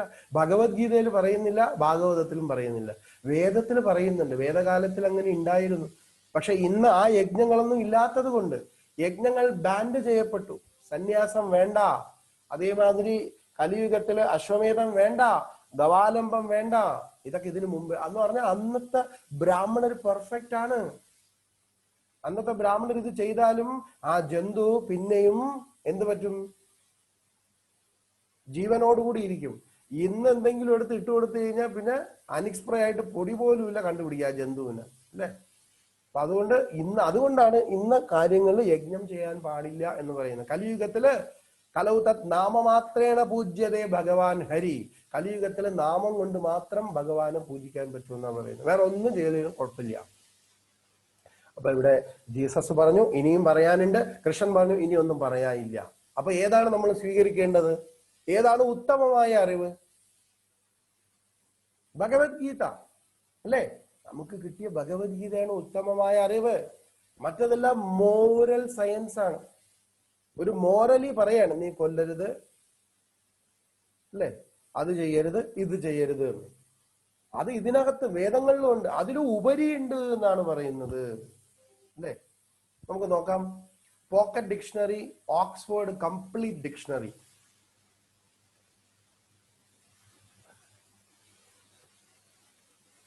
ഇപ്പൊ പോക്കറ്റ് ഡിക്ഷണറിയിൽ നോക്കിക്കഴിഞ്ഞാൽ നമുക്ക് കാണാൻ സാധിക്കും സ്മോൾ, പ്ലേ, ഹിയർ. ഇതൊക്കെ പോക്കറ്റ് ഡിക്ഷണറിയിൽ നമുക്ക് രണ്ടിലും കാണാൻ സാധിക്കും. ഓക്സ്ഫോർഡിലും കാണാൻ സാധിക്കും, പോക്കറ്റ് ഡിക്ഷണറിയിലും കാണാൻ സാധിക്കും. ഓക്കെ, ഞാൻ നേരത്തെ പറഞ്ഞ മാതിരി നീ കൊല്ലരുത്, അതേമാതിരി അന്യന്റെ ഭാര്യയെ ആഗ്രഹിക്കരുത്, അതേമാതിരി മറ്റുള്ള അയൽക്കാരനെ സ്നേഹിക്കുക, ഇതൊക്കെ രണ്ടിലും കാണാൻ സാധിക്കും. അതാണ് ഞാൻ പറഞ്ഞത്, ബൈബിളിലും കാണാൻ സാധിക്കും, വേദങ്ങളിലും ഇത് കാണാൻ സാധിക്കും. നേരത്തെ പറഞ്ഞ മാതിരി ഇങ്ങനെയുള്ള വാക്കുകൾ ഹിയർ, സ്മോൾ, പ്ലേ, ഇത് പോക്കറ്റ് ഡിക്ഷണറിയിലും കാണാൻ സാധിക്കും, ഓക്സ്ഫോർഡ് കംപ്ലീറ്റ് ഡിക്ഷണറിയിലും കാണാൻ സാധിക്കും. പക്ഷേ words which can be found only in Oxford complete dictionary, hedonism, cataclysm, ഇങ്ങനെയുള്ള വേർഡുകള് നമുക്ക് പോക്കറ്റ് ഡിക്ഷണറിയിൽ കിട്ടില്ല, ഓക്സ്ഫോർഡ് ഡിക്ഷണറിയിലേ കാണുള്ളൂ. അതേമാതിരിയാണ് വളരെ similarly basic instructions in all the religion. Do not steal, നീ മോഷ്ടിക്കരുത്, എല്ലാവരെയും സ്നേഹിക്കുക, അതോടൊപ്പം എല്ലാ എനിമിയുടെ അടുത്തും ക്ഷമിക്കുക. ഇതൊക്കെ ബൈബിളിലും കാണാൻ സാധിക്കും, ഖുറാനിലും കാണാൻ സാധിക്കും, വേദങ്ങളിലും കാണാൻ ശാസ്ത്രങ്ങളിലും കാണാൻ സാധിക്കും. എന്നാൽ ഞാൻ നേരത്തെ പറഞ്ഞ മാതിരി പോക്കറ്റ് ഡിക്ഷണറിയിലും കാണാൻ സാധിക്കും, ഓക്സ്ഫോർഡിലും കാണാൻ സാധിക്കും. പക്ഷെ കാറ്റക്ലിസം, ഹിഡോണിസം, ഇങ്ങനെയുള്ള സ്പെഷ്യൽ വേർഡ്സ് ഒക്കെ നമുക്ക് ഓക്സ്ഫോർഡിൽ കാണാൻ സാധിക്കും. അതേമാതിരിയാണ് വേദങ്ങളില് ഡു നോട്ട് സ്റ്റീൽ, മോഷ്ടിക്കരുത്, ശത്രുക്കളെ അങ്ങനെ കാണരുത്, ഇതൊക്കെ വേദങ്ങളിലും കാണാൻ സാധിക്കും.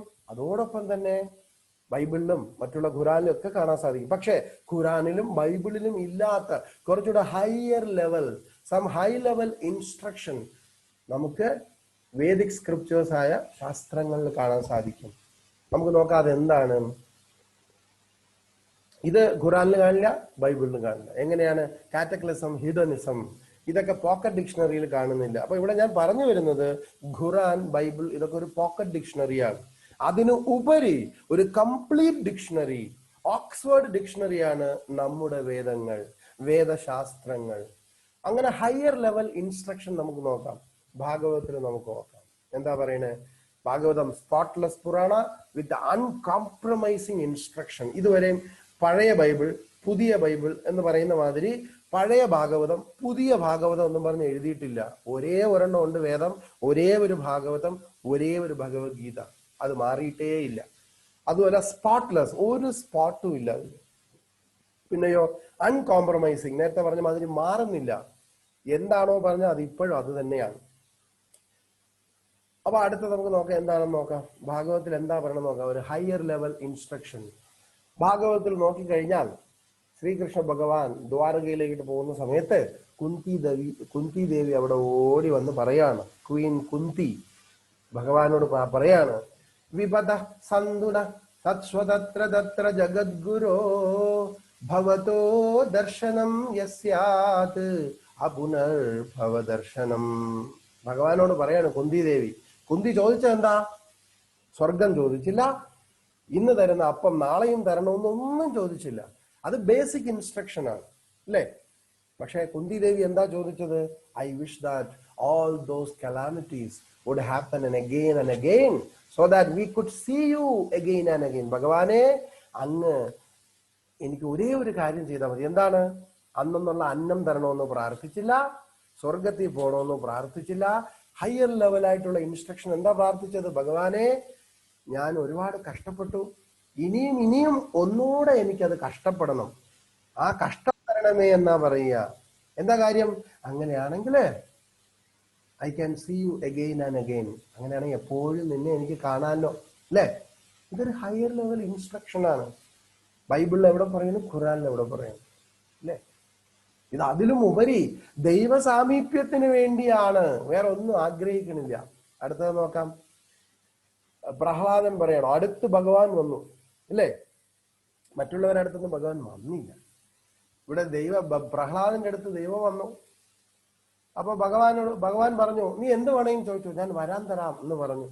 ഉടനെ പ്രഹ്ലാദൻ പറഞ്ഞു, ആശാസനോ വൈഭൃത്യ സ്വാമ്യന്യാശിഷ ആത്മാന ന സ്വാമീ ഭൃത്യത സ്വാമ്യമിച്ഛൻ യോരാദീചാശിഷ.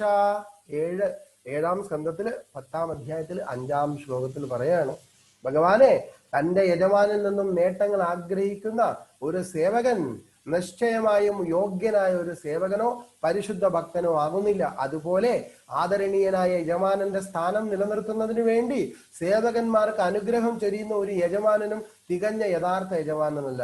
നരസിംഹ ഭഗവാന് തന്നെ കുറ്റം പറയാണ് ഇവിടെ അല്ലേ? നീ എന്തിനാ ഇപ്പൊ ഇങ്ങനെ ചോദിച്ച അല്ലേ? എനിക്ക് അപ്പം വേണ്ട, സ്വർഗം വേണ്ട, കഴിക്കാൻ ഒന്നും വേണ്ട അല്ലേ? പിന്നെ എന്താ പറയണേ?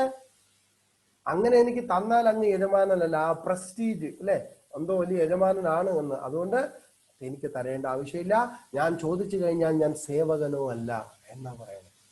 അടുത്ത ശ്ലോകത്തിൽ എന്താ പറയണേ? അഹം ത്വകാമസ്ത്വത് ഭക്തസ്ത്വം ച സ്വാമന്യപാശ്രയാം നാന്യദേഹാമയോരർത്ഥ രാജസേവകയോരിവ. 7-ാം സ്കന്ധം 10-ാം അധ്യായം 6-ാം ശ്ലോകത്തിൽ പറയാണ്. എന്താ പറയണേ? ഭഗവാനെ, ഞാൻ അങ്ങയുടെ മാറ്റമില്ലാത്ത സേവകനും അല്ലെ, അൺഡീവിയേറ്റഡ്. ഇനി അപ്പം തന്നാലും കൊള്ളാം, ഇല്ലെങ്കിലും കൊള്ളാം, സ്വർഗത്തിൽ പോയാലും കൊള്ളാം, ഇല്ലെങ്കിലും കൊള്ളാം, ഞാന് ഒരിക്കലും മാറ്റമില്ലാത്ത അങ്ങയുടെ സേവകനും അങ്ങന്റെ നിത്യനായ യജമാനനുമാണ്. സേവകനും യജമാനനും അല്ലാതെയുള്ള ഒരു നിലനിൽപ്പിന്റെ ആവശ്യകത നമ്മൾ തമ്മിൽ ഉണ്ടാകുന്നില്ല. അങ്ങ് എന്റെ യഥാർത്ഥ യജമാനനും ഞാൻ അങ്ങയുടെ സേവനത്തിൽ നൈസർഗികമായി ഏർപ്പെട്ട സേവകനുമാണ്. ഇതല്ലാത്തൊരു ബന്ധവും നമ്മൾ തമ്മിലില്ല. ആഹാ, ഇതെവിടെ കാണാൻ പറ്റും? ജൈനമതത്തിൽ കാണാൻ പറ്റുമോ? ബൈബിളിൽ കാണാൻ പറ്റുമോ? ഖുറാനിൽ കാണാൻ പറ്റുമോ? ഇത് നമ്മുടെ വൈദിക ഗ്രന്ഥങ്ങളിലായ ഏറ്റവും ഉത്തമമായ ഗ്രന്ഥമായ ഭാഗവതത്തിൽ കാണാൻ പറ്റും. ഇനി എന്നാ പിന്നെ കുറച്ച് അപ്പം വാങ്ങുന്നതിന് വേണ്ടി ദൈവത്തിന് തപസ് ചെയ്ത ഒരുവന്റെ കഥയാണ് അടുത്തത് പറയുന്നത്. ധ്രുവ മഹാരാജ കണ്ണുകൾ അടച്ച് 5-ാം വയസ്സില് മധുവനത്തിൽ പോയി തപം ചെയ്തു. എനിക്കെല്ലാം രാജകീയമായ എല്ലാ ബഹുമതിയും രത്നങ്ങളും നേടണമെന്ന് പറഞ്ഞു. എന്നിട്ട് കൊടും തപസ് ചെയ്തു. ഒടുവില് ഭഗവാൻ പ്രത്യക്ഷപ്പെട്ടു. ഭഗവാൻ പറഞ്ഞു, ധ്രുവ, നിനക്ക് എന്താ വേണ്ടതെന്ന് ചോദിച്ചു. പറഞ്ഞു. ധ്രുവൻ ഇങ്ങനെ കണ്ണുകൾ കൊണ്ട് ഭഗവാനെ കണ്ടിട്ട് നേത്രൈഹി പീത്വാ, കണ്ണുകൾ കണ്ട് നേത്രം കൊണ്ട് ഭഗവാനെ കുടിച്ചു അല്ലെ. ഇനി അപ്പം വേണ്ട, ഒന്നും വേണ്ട, ഒന്ന് തീരുമാനിച്ചു. ധ്രുവൻ പറഞ്ഞു, സ്ഥാനാഭിലാഷി തപസോ സ്ഥിതോഹം ത്വം പ്രാപ്തവാൻ ദേവമുനീന്ദ്ര ഗുഹ്യം കാചം വിജന്വാം അഭിദിവ്യരത്നം സ്വാമിൻ കൃതാർത്ഥോ അസ്മി വരം നയാചേ. മതിയായി കേട്ടോ, എല്ലാം കിട്ടേണ്ടത് കിട്ടി. ഇനി അപ്പം വേണ്ട, സ്വർഗം വേണ്ട, ഒന്നും വേണ്ട. അതിനുപരി നിന്നെ കിട്ടിയില്ലേ ഭഗവാനെ, എനിക്ക് വേറെ ഒന്നും വേണ്ട. സ്ഥാനാഭിലാഷി തപസി സ്ഥിതോഹം. സ്ഥാനത്തിന് വേണ്ടി ഞാൻ തപസ് ചെയ്തു. പിന്നെയോ ത്വം പ്രാപ്തവാൻ ദേവ മുനീന്ദ്ര ഗുഹ്യം. ദേവന്മാർക്കും മുനീന്ദ്ര അവർക്ക് പോലും മുനീന്ദ്രന്മാർക്ക് പോലും കിട്ടാത്ത ഭാഗ്യം ഞാൻ എനിക്ക് പ്രാപ്തി കിട്ടി ഭഗവാനെ. കാചം വിജിൻവാം അഭിദിവ്യരത്നം. I was searching after a piece of glasses. അല്ലെ, ആ ഗ്ലാസസ് എന്ന് പറഞ്ഞാൽ രത്നങ്ങളെ കുറിച്ചാണ് പറയണേ അല്ലെ. രാജകീയമായ ബഹുമതി കിട്ടിക്കഴിഞ്ഞാൽ ഖജനാവ് കിട്ടും, അതിൽ രത്നങ്ങൾ ഉണ്ട് എന്നാണ്. പക്ഷേ ആ സെർച്ചിങ് ഇവിടെ നിർത്തി. But instead I have found a most valuable jewel. കാജം വിജന്വാം അഭിദിവ്യരത്നം. എനിക്ക് ഏറ്റവും വലിയ ദിവ്യമായ രത്നം കിട്ടി. ഏത് രത്നം അത്? ഭക്താപായ ഭുജംഗാരുഢമണി ത്രൈലോക്യ രക്ഷാമണി ഗോപീലോചന ചാതകാംബുദമണി സൗന്ദര്യമുദ്രാമണി യകാന്താമണി രുക്മിണി ഘനഗുജദ്വന്ദ്വൈക ഭൂഷാമണി ശ്രേയോ ദേവശിഖാമണി ദിശതനു ഗോപാല ചൂടാമണി. ആ ഗോപാല ചൂടാമണി എന്ന ആ അഭിദിവ്യരത്നം, ആ ദിവ്യരത്നത്തിനെ കിട്ടി. എനിക്ക് വേറെ ഒന്നും വേണ്ട. I do not wish to ask any benediction from you. അല്ലേ, സ്വാമിൻ കൃതാർത്ഥോ അസ്മി വരം നയാചേ. ഞാൻ കൃതാർത്ഥനായി, എനിക്ക് വരം വേണ്ട, എനിക്ക് അപ്പം വേണ്ട, ഇന്ന് തരുന്നത് നാളെയും തരണ്ട, മറ്റന്നാളും തരണ്ട, തരേ വേണ്ട, സ്വർഗവും വേണ്ട, നീ തന്നെ കിട്ടിയില്ലേ. ഇതാണ് ഹയർ ലെവൽ ഇൻസ്ട്രക്ഷൻ. ഇത് ഖുറാനിൽ നിന്ന് കിട്ടില്ല, ബൈബിളിൽ നിന്ന് കിട്ടില്ല, ജൈനത്തിൽ നിന്ന് കിട്ടില്ല, ഒന്നിൽ നിന്നും കിട്ടില്ല. High class prayer. ഇതാണ് ഡിവോട്ടി, ഇതാണ് ഭക്തർ. ഒന്നും ആശിക്കാതെ ഭഗവാന്റെ സാമീപ്യം. ഇതാണ് ഹൈ ക്ലാസ് ഡിവോഷൻ. അല്ലാതെ വ്യാപാരമല്ല. ഇവിടെ പറയുന്ന വ്യാപാരമാണ്. നേരത്തെ പറഞ്ഞ മാതിരി ഞാൻ നിന്നിൽ നിന്ന് എന്തെങ്കിലും വാങ്ങിച്ചാ, നീ എനിക്ക് എന്തെങ്കിലും തന്നാ അത് കൊടുക്കൽ വാങ്ങലുകൾ, വ്യാപാരമാണ്. ഇന്ന് നീ വിശപ്പടക്കാൻ വേണ്ടി എനിക്ക് അപ്പം തന്നാൽ നാളെയും നീ തന്നാൽ മാത്രം ഞാൻ നിന്നെ വിശ്വസിക്കില്ല. അങ്ങനെയല്ല, നീ തന്നില്ലെങ്കിലും ഞാൻ നിന്നെ വിശ്വസിച്ചിരിക്കുന്നു. അതാണ്, ഇതാണ് ഹൈ ക്ലാസ് ഡിവോഷൻ. അപ്പം വേണമെങ്കിലും ജോലി ചെയ്യും നീ, അല്ലേ? അപ്പം വേണമെങ്കിലും ജോലി ചെയ്യണം, റൈറ്റ്? അല്ലാതെ ദൈവത്തിനെ വിളിച്ചിട്ട് എന്നും അപ്പം തരണേ, അടുത്ത ദിവസം അപ്പം തന്നില്ലേ ഞാൻ നിന്നെ വിശ്വസിക്കില്ല, എന്നാ പിന്നെ ഞാൻ അപ്പം നോക്കാം, നിന്നെ വിശ്വസിക്കണോ വേണ്ടത്. അങ്ങനെയുള്ളതല്ല ഇവിടെ പറയുന്നത്. ഇവിടെ എന്താ പറയണേ? പരിപൂർണമായിട്ട് പറയണോ, അപ്പം വേണ്ട, സ്വർഗം വേണ്ട, ഒന്നും വേണ്ട. പിന്നെ എന്താ മതി? നിന്നെ തന്നെ കിട്ടിയില്ലേ, അത് മതി. അപ്പൊ ഇത് ബൈബിളിലോ ഖുറാനിലോ മറ്റുള്ള ഒന്നിനും കാണില്ല. പിന്നെ എവിടെ കാണുള്ളൂ? ഓക്സ്ഫോർഡ് ഡിക്ഷണറി, പോക്കറ്റ് ഡിക്ഷണറിയിൽ കാണില്ല. ഓക്സ്ഫോർഡ് ഡിക്ഷണറിയായ ഈ ഭാഗവതത്തിലും വൈദിക ഗ്രന്ഥങ്ങളിലും മാത്രമേ കാണുള്ളൂ എന്നാണ് പറയുന്നത്. How old are different religion. അപ്പൊ നമുക്ക് നോക്കാം, നമ്മുടെ സനാതന ധർമ്മവും മറ്റുള്ള മതധർമ്മങ്ങളും എങ്ങനെയാണെന്ന് നോക്കാം. ഒരുപാട് നമ്മൾ പറഞ്ഞിരുന്നു, ഇന്നലത്തെ ക്ലാസ്സിൽ ഒരുപാട് പറഞ്ഞിരുന്നു. എങ്കിലും ഇപ്പൊ പ്രോമിനന്റ് ആയിട്ടുള്ള മതങ്ങളാണ് കൂടുതലും ഇസ്ലാം മതം, ക്രിസ്ത്യൻ മതം, പിന്നെ നമ്മുടെ മതം. നമ്മുടെ മതം എന്ന് പറഞ്ഞാൽ സനാതന ധർമ്മം. നമുക്ക് നോക്കാം, ഇപ്പൊ ഗൂഗിളിലൊക്കെ സെർച്ച് ചെയ്ത് കൂടുതൽ നോക്കിക്കഴിഞ്ഞാൽ ഇസ്ലാം മതം 1300 വർഷങ്ങളാണ് കുറച്ച് പവർഫുൾ ആയിട്ട് വന്നിരിക്കുന്നത്. അതിനു മുമ്പായിട്ട് ഇസ്ലാമിന്റെ പിന്മുറക്കാർ ഒരുപാട് പേരുണ്ട്, അല്ലേ? പക്ഷെ അവരൊക്കെ വളരെ മോശമായിട്ട് കിടന്നവരെ മുഹമ്മദ് നബി വന്ന് എടുത്തുയർത്തി 1300 വർഷങ്ങളായി ഈ ഒരു ഇസ്ലാം മതം. അതിനു മുൻപായിട്ട് ക്രിസ്ത്യാനിറ്റി 2000 വർഷങ്ങളെന്ന് കാണിക്കുന്നുണ്ട്. അപ്പൊ ജീസസിനെ കുറിച്ച് അവിടെ കാണിക്കുന്നുണ്ട്. അപ്പൊ അതിനു മുമ്പേ ആൾക്കാർ അവിടെ ഉണ്ട്. പക്ഷെ ജീസസ് അവരെ ഒന്ന് ഉയർത്തുകയാണ്, ഉദ്ധരിക്കുകയാണ്. അങ്ങനെ ഏകദേശം 2000 വർഷങ്ങളായി. അതിനു മുമ്പേ ബുദ്ധിസം 2500 വർഷങ്ങൾ. അതിനു മുമ്പേ ഭഗവത്ഗീത അർജുനന് പറഞ്ഞു കൊടുത്തത് 5000 വർഷങ്ങളായി. ഇപ്പോഴേ ആലോചിച്ചോ, നമ്മളെപ്പോഴും പറയില്ലേ ഓൾഡ് ഈസ് ഗോൾഡ്. നമ്മുടെ ഇതല്ല, നമ്മളെ കണ്ണ് തള്ളിപ്പോവും ഇനി മുന്നോട്ട് വന്ന് കാണുമ്പോൾ. 5000 വർഷങ്ങളായി. അത് കലിയുഗത്തിന് മുമ്പായിട്ട് നടന്നതാണ്.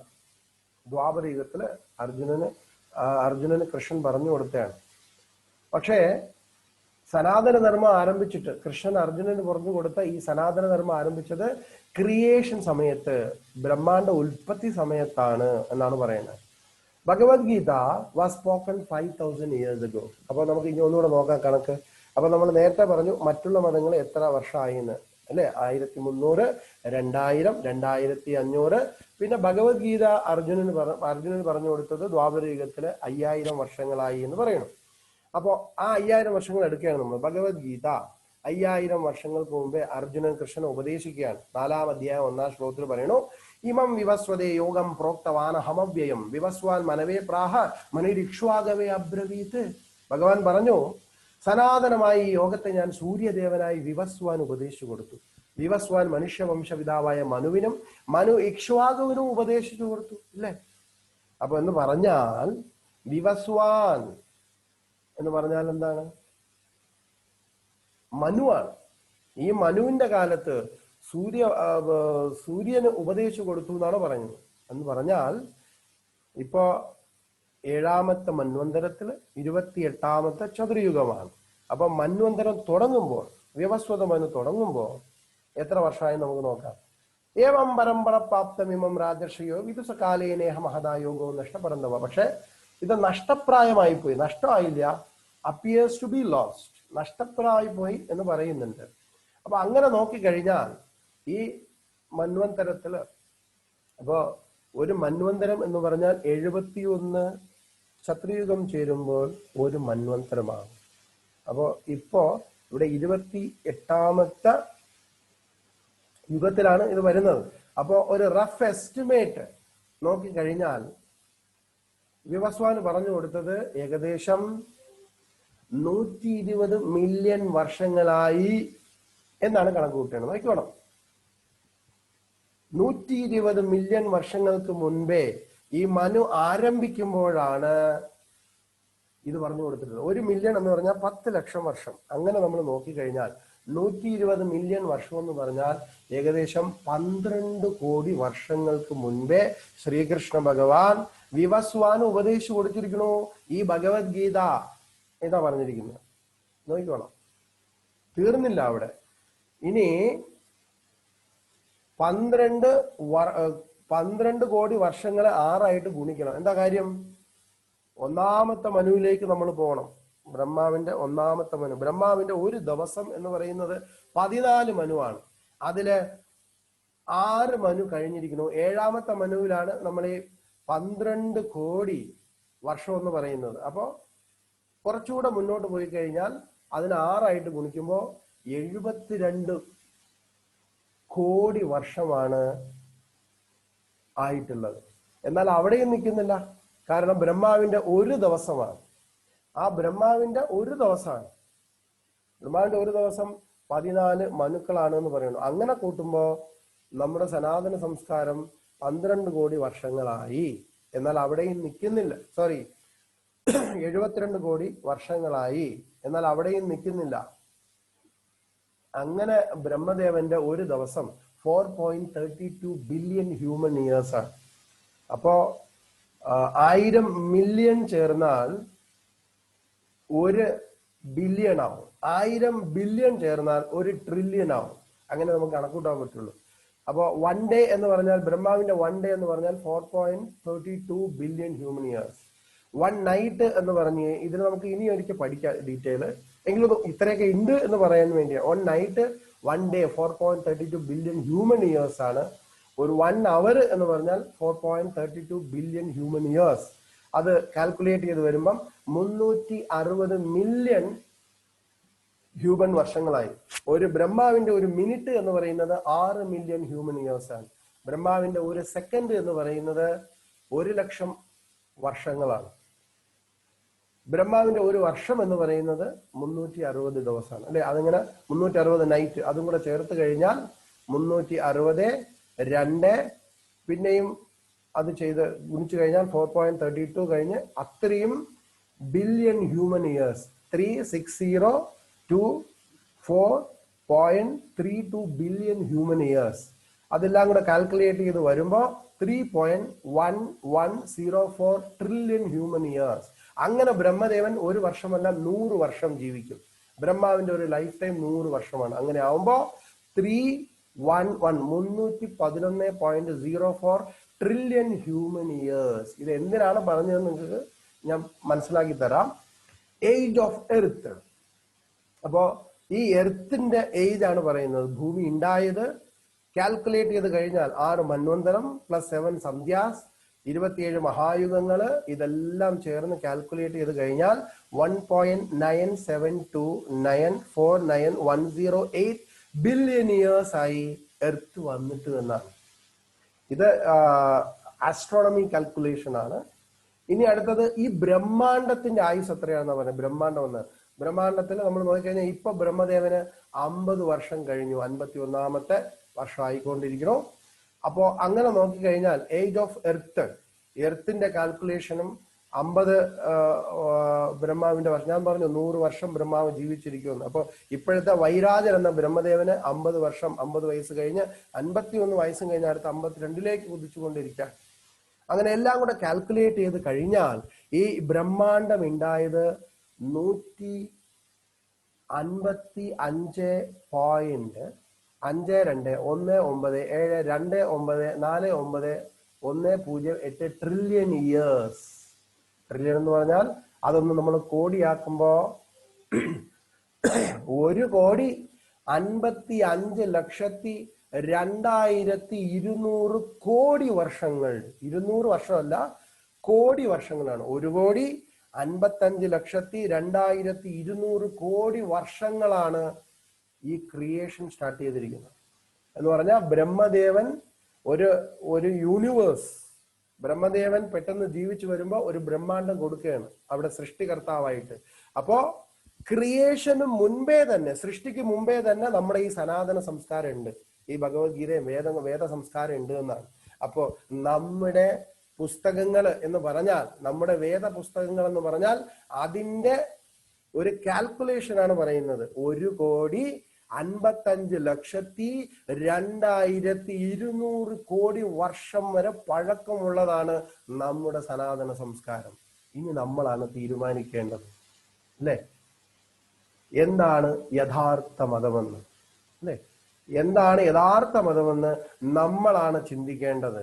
1500 വർഷങ്ങൾക്ക് മുൻപേ, 1300 വർഷങ്ങൾക്ക് മുമ്പേ ഉള്ള മതമാണോ, 2000 വർഷങ്ങൾക്ക് മുമ്പേ ഉള്ള മതമാണോ, 2500 വർഷങ്ങൾക്ക് മുൻപേ ഉള്ള ബുദ്ധമതത്തിനോ ആണോ, അതാണോ ഏറ്റവും വലുത്, അതോ 1,55,02,200 കോടി വർഷം പഴക്കമുള്ള നമ്മുടെ ലെഗസിയാണോ ഏറ്റവും വലുത്? ഓൾഡ് ഈസ് ഗോൾഡ് എന്ന് പറയുന്ന മാതിരി ആ ഒരു പിന്തുടർച്ചക്കാരാണ് നമ്മൾ എന്ന് നമ്മൾ ഓരോരുത്തരും മനസ്സിലാക്കണം, അല്ലേ? ഇത്രയും വലിയൊരു ലെഗസിയും ഇത് മറ്റുള്ളവർക്കറിയാം. നമ്മുടെ മതധർമ്മത്തിൽ ഇല്ലാത്തവരത് കണ്ടുപിടിച്ചു, അല്ലെ? അതുകൊണ്ട് അവർക്ക് ഒരു ബേസ് ഇല്ലാത്തത് കൊണ്ട് ഈ ബേസിനെ നഷ്ടപ്പെടുത്തുവാൻ വേണ്ടിയാണ് ഓരോരുത്തരും ശ്രമിക്കുന്നത്. യഥാർത്ഥ മതം അനുസരിക്കുന്ന ഒരു നല്ലൊരു ക്രിസ്ത്യാനി ഒരിക്കലും ചെയ്യില്ല, നല്ലൊരു മുസ്ലിം ഒരിക്കലും ചെയ്യില്ല, അല്ലെ? നല്ലൊരു മുസ്ലിം ഒരിക്കലും ചെയ്യില്ല. ഞാൻ ആയോധന കല പഠിച്ചത് ഒരു മുസ്ലിം ആയിട്ടുള്ള എന്റെ മാസ്റ്റർ എന്നാണ് പഠിച്ചത്, ഡോക്ടർ ഇക്ബാൽ എന്ന് പറയും. അദ്ദേഹത്തിൽ നിന്നാണ് ഈ കരാട്ടെ കുങ്ഫു എന്റെ ഒരു സമയത്ത് ഞാൻ ഇതൊക്കെ പഠിച്ചിട്ടുള്ളത്. ഞാൻ മുസ്ലിങ്ങളുമായിട്ട് സംസാരിക്കുന്നുണ്ട്, അവരുമായിട്ട് നല്ല ആൾക്കാരുണ്ട്, ക്രിസ്ത്യൻകാരുണ്ട്. പക്ഷേ ബൈബിൾ പറഞ്ഞതനുസരിക്കാതെ, ഖുറാൻ പറഞ്ഞതനുസരിക്കാത്ത കുറച്ചു പേരുണ്ട്. അവര് നമ്മളെ നല്ലപോലെ മനസ്സിലാക്കി നമ്മുടെ റൂട്ട് എന്താണെന്ന്, ആ റൂട്ടിനെ പൊട്ടിക്കാൻ വേണ്ടിയാണ് അവര് ഈ മതം മാറ്റലും കാര്യങ്ങളൊക്കെ നടത്തുന്നത്. ഒരു നല്ലൊരു സനാതന ധർമ്മത്തിലുള്ള ഒരുവൻ മതം മാറ്റുവാൻ താല്പര്യപ്പെടില്ല. നല്ലൊരു ക്രിസ്ത്യാനി, സത്യക്രിസ്ത്യാനി ഒരിക്കലും ഇനി ഒരുത്തനെ മതത്തിലേക്ക് തള്ളി കയറ്റുവാൻ പ്രേരിപ്പിക്കില്ല. നല്ലൊരു ഖുറാൻ അനുസരിച്ച് ജീവിക്കുന്ന ഒരുവൻ മറ്റൊരുത്തനെ ഇതിലേക്ക് അവന്റെ മതത്തിലേക്ക് തള്ളിവിടാനും പറ്റില്ല. അവർക്ക് മനസ്സിലാവും കാര്യങ്ങളൊക്കെ. അല്ലാത്തവര് മതത്തിന്റെ വെറി കൊണ്ട് അടിയും പിടിയും കൊലയും നടത്തിക്കൊണ്ടിരിക്കുന്നു. പലരും അതിനെ മുതലെടുക്കുകയും ചെയ്യുന്നു അധികാരത്തിന് വേണ്ടി. അതാണ് നമ്മൾ ഇന്ന് കാണുന്നത്. അപ്പൊ നമ്മൾ മനസ്സിലാക്കേണ്ടത് അത് എന്തോ ആയിക്കൊള്ളട്ടെ, നമ്മുടെ സനാതന ധർമ്മ സംസ്കാരത്തിൽ ഇരിക്കുന്നവര് മനസ്സിലാക്കുക, നമ്മുടെ പുരാണ ഇതിഹാസങ്ങൾ ഉൾപ്പെടെയുള്ള എല്ലാം തന്നെ 1,55,02,200 കോടി വർഷം പഴക്കമുള്ളതാണ്. ഓൾഡ് ഈസ് ഗോൾഡ് എന്ന് പറയുന്നതാണ്. അപ്പോ ഇപ്പൊ നമുക്ക് മനസ്സിലാവും ഏതാണ് ധർമ്മമെന്ന്, അല്ലെ? അപ്പൊ ബാക്കിയുള്ള എല്ലാവരും നമ്മുടെ അതിഥികളാണ്. അവരുടെ അടുത്ത് ഒരിക്കലും മോശമായിട്ട് പെരുമാറരുത്. ദയയും കരുണയോടും കൂടി അവരെ നമ്മളെ എന്താ പറയാ അവരെ എല്ലാ തരത്തിലുള്ള സഹായമൊക്കെ ചെയ്തു കൊടുക്കാം. പക്ഷെ നമ്മൾ ഒരിക്കലും നമ്മുടെ വീട് വിട്ട് ഇനി ഒരു വീട്ടിലേക്ക് ചേക്കേറരുത്. നമ്മുടെ ലെഗസി എന്താണെന്ന് നമുക്ക് മനസ്സിലായി, അല്ലെ? മനസ്സിലായോ? ആരും തലയാട്ടണില്ല. ഇങ്ങനെ ആട്ടിക്കഴിഞ്ഞാൽ മനസ്സിലായില്ലെന്നാണ്, ഇങ്ങനെ ആട്ടിക്കഴിഞ്ഞാൽ മനസ്സിലായെന്നാണ്. Okay, very good. അപ്പൊ ഇതാണ് നമ്മുടെ ലെഗസി, നമ്മുടെ സനാതന സംസ്കാരം ഇതാണ്. അപ്പൊ ഇവിടെ നിന്ന് ഇവിടുത്തെ മതം കൊള്ളില്ല എന്ന് പറഞ്ഞ് ഇനിയൊരു മതത്തിലേക്ക് ചാടി കയറുന്നവര് വലിയ ഒരു പരാജയമാണ്, ലോക പരാജയമാണ്. ഇനിയെങ്കിലും മനസ്സിലാക്കുക, നമ്മുടെ കുട്ടികൾക്ക് ഇത് പറഞ്ഞു കൊടുക്കുക. നമ്മുടെ സനാതന ധർമ്മത്തിന്റെ ആ ഒരു അത്താണി, വേര്, ബേസ്മെന്റ് എന്താണെന്ന് പറഞ്ഞു കൊടുക്കുക. മറ്റുള്ള മതങ്ങൾ പോലും നമ്മളിൽ നിന്ന് വന്നതാണ്, പക്ഷെ ഇതൊക്കെ പോക്കറ്റ് ഡിക്ഷണറിയാണ്. എന്താ പറയാ, ഓക്സ്ഫോർഡ് ഡിക്ഷണറി അല്ല, ഡീറ്റെയിൽ നമ്മളെയുണ്ട്. എന്നാൽ നമ്മളെയും കാട്ടിയൊക്കെ മറ്റുള്ളവർക്ക് ഇത് നന്നായിട്ട് അറിയാം. പാശ്ചാത്യ ദേശത്തിലുള്ള ഓരോരുത്തരും നമ്മളെ കുറിച്ച് പറഞ്ഞിട്ടുണ്ട്, എന്താണ് എന്ന് പറഞ്ഞിട്ടുണ്ട്. അതൊക്കെ വേണമെങ്കിൽ ഞാൻ കാണിക്കാം. മറ്റുള്ള പല ഇറ്റലിയിലുള്ള ഒരു സ്ഥലത്ത് പറയാണ്, ഒരു പാഠപുസ്തകത്തിൽ പറയണു, ഒരു വെട്ടമുള്ള നാടുണ്ട്. അവിടെ നമുക്ക് പ്രശ്നം വന്നപ്പോൾ നമ്മളെല്ലാം അവരെ സ്വീകരിച്ച് എല്ലാ വിധത്തിലുള്ള സഹായവും ചെയ്ത വെളിച്ചമുള്ള നാടുണ്ട്. ആ നാടിന്റെ പേര് ഭാരതം എന്നാണ് അവരുടെ പാഠപുസ്തകത്തിലുണ്ട്. നമ്മളെ പാഠപുസ്തകത്തിൽ നിന്ന് അത് നീക്കം ചെയ്തു, അല്ലെ? അപ്പൊ നമ്മൾ നമ്മുടെ തറവാട് മനസ്സിലാക്കണം. എങ്ങനെയാ നമ്മൾ തറവാടിയാവുന്നത്? തറവാടിത്തമുണ്ട് എന്നാണ്. ഇത് ആരെങ്കിലും മുഷ്ക് പറയുവാനോ മറ്റുള്ള മതങ്ങളെയൊക്കെ മോശം പറയാനോ അല്ല. നമ്മളത് ശീലിച്ചിട്ടില്ല, ഒരിക്കലും പറയുകയും ചെയ്യരുത്. മറ്റുള്ളവരെ കുറ്റം പറയണ്ട, നമ്മളുടെ കുറ്റം പറഞ്ഞാൽ മതി. നമ്മളുടെ കൂടെ ഇരിക്കുന്ന കുറെ വിഷങ്ങളുണ്ട്, പല വാദങ്ങളെ പ്രീണിപ്പിച്ചുകൊണ്ട് പല വിഷങ്ങളുണ്ട്. സ്വാമിജിയുടെ വേഷത്തിലും സാംസ്കാരിക നായകന്മാരുടെ വേഷത്തിലും പല വിഷങ്ങളുണ്ട്. നമ്മളത് തിരിച്ചറിയണം. അതാ പറയുന്നത്. അപ്പൊ ഇവിടെ ശ്രീമദ് ഭാഗവതത്തിൽ പറയണു, the supreme dharma for all humanity is that by which men can attain to loving devotional service unto the supreme Lord. ഏറ്റവും വലിയ ധർമ്മം എന്ന് പറയുന്നത് ഭഗവാനെ സേവിക്കണമെന്നതാണ്. നമ്മുടെ അന്താരാഷ്ട്ര കൃഷ്ണാവബോധ സമിതി ഇസ്കോൺ സ്ഥാപകാചാര്യൻ പറയുന്നു, ശ്രീല പ്രഭുപാദർ എസ് ഇ ഭക്തിവേദാന്ത സ്വാമി പ്രഭുപാദർ പറയുന്നു, religion means a culture of the spirit soul. It may be in different way understood in different countries, but the whole idea is to understand the spirit soul. But religion എന്ന് പറഞ്ഞാൽ ഒരു കൾച്ചറാണ്, ഒരു സംസ്കാരമാണ്, ആ ഒരു ആത്മാവിന്റെ. അത് ആവശ്യമാണ്. പക്ഷെ ഡിഫറെന്റ് ആയിട്ട് പലതും അറിയപ്പെടുമെങ്കിലും ഇതിന്റെ മതത്തിന്റെ ഹോൾ ഐഡിയ എന്ന് പറയുന്നത് ആത്മാവിനെ മനസ്സിലാക്കുവാൻ വേണ്ടിയാണ്. പക്ഷെ ഈ അടിയും പിടിയും കൂടുന്നതൊക്കെ ശരീരത്തിന് വേണ്ടിയാണ് എന്ന് നമ്മൾ മനസ്സിലാക്കുക. അപ്പൊ അതൊരു improper understanding about the religion ആണ്. ദേഹത്തിനെ കുറിച്ച് അടി കൂടുമ്പോ ഇപ്പൊ മാറ്ററിനെ കുറിച്ചല്ല ചെയ്യേണ്ടത്, ആത്മാവിനെ കുറിച്ചാണ് റിലീജിയൻ ഡെവലപ്പ് ചെയ്യേണ്ടത്. Our proposition is that whether you are a Christian, Muslim or Hindu, simply try to understand God and love Him. അപ്പോ നമ്മുടെ പ്രൊപ്പോഷൻ, നമ്മുടെ ഒരു ടീച്ചിങ് എന്ന് പറഞ്ഞാൽ ക്രിസ്ത്യനിൽ നിന്ന് മുസ്ലിമിലേക്കോ അല്ലെങ്കിൽ മുസ്ലിം നിന്ന് ഹിന്ദുവിലേക്കോ കൺവെർട്ട് ചെയ്യുന്നതല്ല. പക്ഷെ ഏതിലായാലും ഈശ്വരനെ കുറിച്ച് മനസ്സിലാക്കുവാനാണ് നമ്മുടെ ആചാര്യൻ പറയുന്നത്. Jesus Christ and Muhammad, two powerful devotees of the Lord, have done tremendous service on behalf of the Lord on the surface of the globe. അപ്പൊ ഇവിടെ പറയുന്നു, ജീസസും മുഹമ്മദും ഒക്കെ പവർഫുൾ ആയിട്ടുള്ള ഭക്തരാണ്. അവരെല്ലാം ഈ ഭൂമിയിൽ വന്നിട്ട് ഒരുപാട് സർവീസ് ചെയ്തിട്ടുണ്ട് ജനങ്ങളെ ഉദ്ധരിക്കാൻ എന്നാ പറയുന്നത്. അതുകൊണ്ട് so our business is not that we convert a Hindu to a Christian or a Christian to a Hindu. അതൊന്നും നമ്മുടെ ബിസിനസ് അല്ല. That is not our business. പിന്നെന്താണ്? Any religion you may profess. എന്ത് റിലീജിയനാലും കുഴപ്പമില്ല, it doesn't matter. I want to see whether you have got the result of religion. എനിക്ക് കാണണം നിങ്ങൾക്ക് ഈ റിലീജിയന്റെ റിസൾട്ട്, മതത്തിന്റെ പരിണിത ഫലം എന്താണ് എന്ന് എനിക്ക് കാണണം. എന്താണ് മതത്തിന്റെ പരിണിത ഫലം? The result of religion is you will love God. That is the result of religion. Result of religion എന്ന് പറഞ്ഞാൽ നീ ദൈവത്തിനെ സ്നേഹിക്കും. നീ ദൈവത്തിനെ സ്നേഹിക്കുമ്പോൾ ദൈവത്തിന്റെ കുഞ്ഞാടുകളായി എല്ലാവരെയും നീ സ്നേഹിക്കും. അല്ല എങ്കിൽ, ദൈവത്തിനോട് നിനക്ക് സ്നേഹമില്ല എങ്കിൽ ദൈവത്തിന്റെ കുഞ്ഞാടുകളായ പലരുടെയും കഴുത്തിൽ നീ കത്തിവെക്കും. അതാണ് നമ്മൾ മനസ്സിലാക്കേണ്ടത്. But why do we have so much chaos and confusion due to religion? പക്ഷെ എന്തുകൊണ്ട് റിലീജിയൻ, മതത്തിന്റെ പേരിൽ ഇത്രയധികം കൺഫ്യൂഷനും ലഹളകളെല്ലാം നടക്കുന്നത് അല്ലേ? Religion without philosophy is sentiment. മതം, തത്വമില്ലാത്ത മതം, അത് ഒരു വികാരമാണ്, വിചാരമായിരിക്കണം. അതാണ് തത്വം. പക്ഷെ ഇവിടെ പ്രഭുപാദർ പറയുന്നു, പലപ്പോഴും വികാരധീനരാണ് മത അനുയായികൾ എന്ന് പറയുന്നത്. അതുകൊണ്ട് അതൊരു സെന്റിമെന്റ് ആണ് എന്നാ പറയുന്നത്. ഓർ സംടൈം ഫാനറ്റിസം, വെറും ഫാനറ്റിസമാണ്. While philosophy without religion is mental speculation. അതേമാതിരി തന്നെ തത്വം, ആ വിചാരം വന്നിട്ട് റിലീജിയനിൽ നിന്ന് വന്നിരിക്കണം. റിലീജിയനിൽ നിന്ന് തത്വം വന്നില്ല എങ്കിൽ അത് മെന്റൽ സ്പെക്കുലേഷൻ, മാനസിക ഊഹാപോഹം എന്നാ പറയുന്നത്. പഴയ നിയമത്തിൽ പറയണു മാംസം കഴിക്കണ്ടെന്ന് അല്ലേ? എന്നാൽ പുതിയ നിയമത്തിൽ വന്നപ്പോ അതിൽ നിന്ന് എടുത്തു മാറ്റി. അപ്പൊ അത് മെന്റൽ സ്പെക്കുലേഷൻ ആണ് എന്നാ പറയുന്നത്. അപ്പൊ റിലീജിയൻ വേണം, ഫിലോസഫി, വിചാരത്തിൽ കൂടി മതങ്ങളെ പ്രാക്ടീസ് ചെയ്യണമെന്നാ പറയുന്നത്. വികാരത്തിൽ കൂടി ആവരുത്. വിചാരത്തിൽ കൂടി ചെയ്യുന്ന ഒരുവനും മതം മാറുകയുമില്ല, മതം മാറ്റുകയുമില്ല. പക്ഷെ വികാരമുള്ള ആൾക്കാര് മതം മാറാൻ വേണ്ടി എന്താ പറയാ, ഫോഴ്സ് ചെയ്തുകൊണ്ടേയിരിക്കും. അതാണ് നമ്മൾ ഇവിടെ കാണുന്നത്. It's a fact that these days people fight in name of religion. ഇതൊരു ഫാക്റ്റ് ആണ്. ഇന്ന് ജനങ്ങള് മതത്തിന്റെ പേരില് അടികൂടുന്നത്. അതിന്റെ റിസൾട്ട് എന്താ?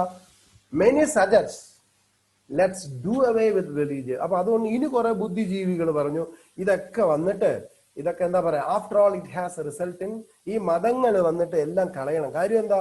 ഈ മതങ്ങളൊക്കെ യുദ്ധത്തിനും അതോടൊപ്പം കമ്മ്യൂണൽ ടെൻഷനും അല്ലെ, തീവ്രവാദികൾ, ടെററിസവും അതേമാതിരി മറ്റുള്ള ടെൻഷനും ഇതിനൊക്കെ വഴിപഴപ്പിക്കുന്നത് കൊണ്ട് മതത്തിനെ എടുത്ത് കളയാൻ, മതം വേണ്ട എന്ന് പറയുന്നത്.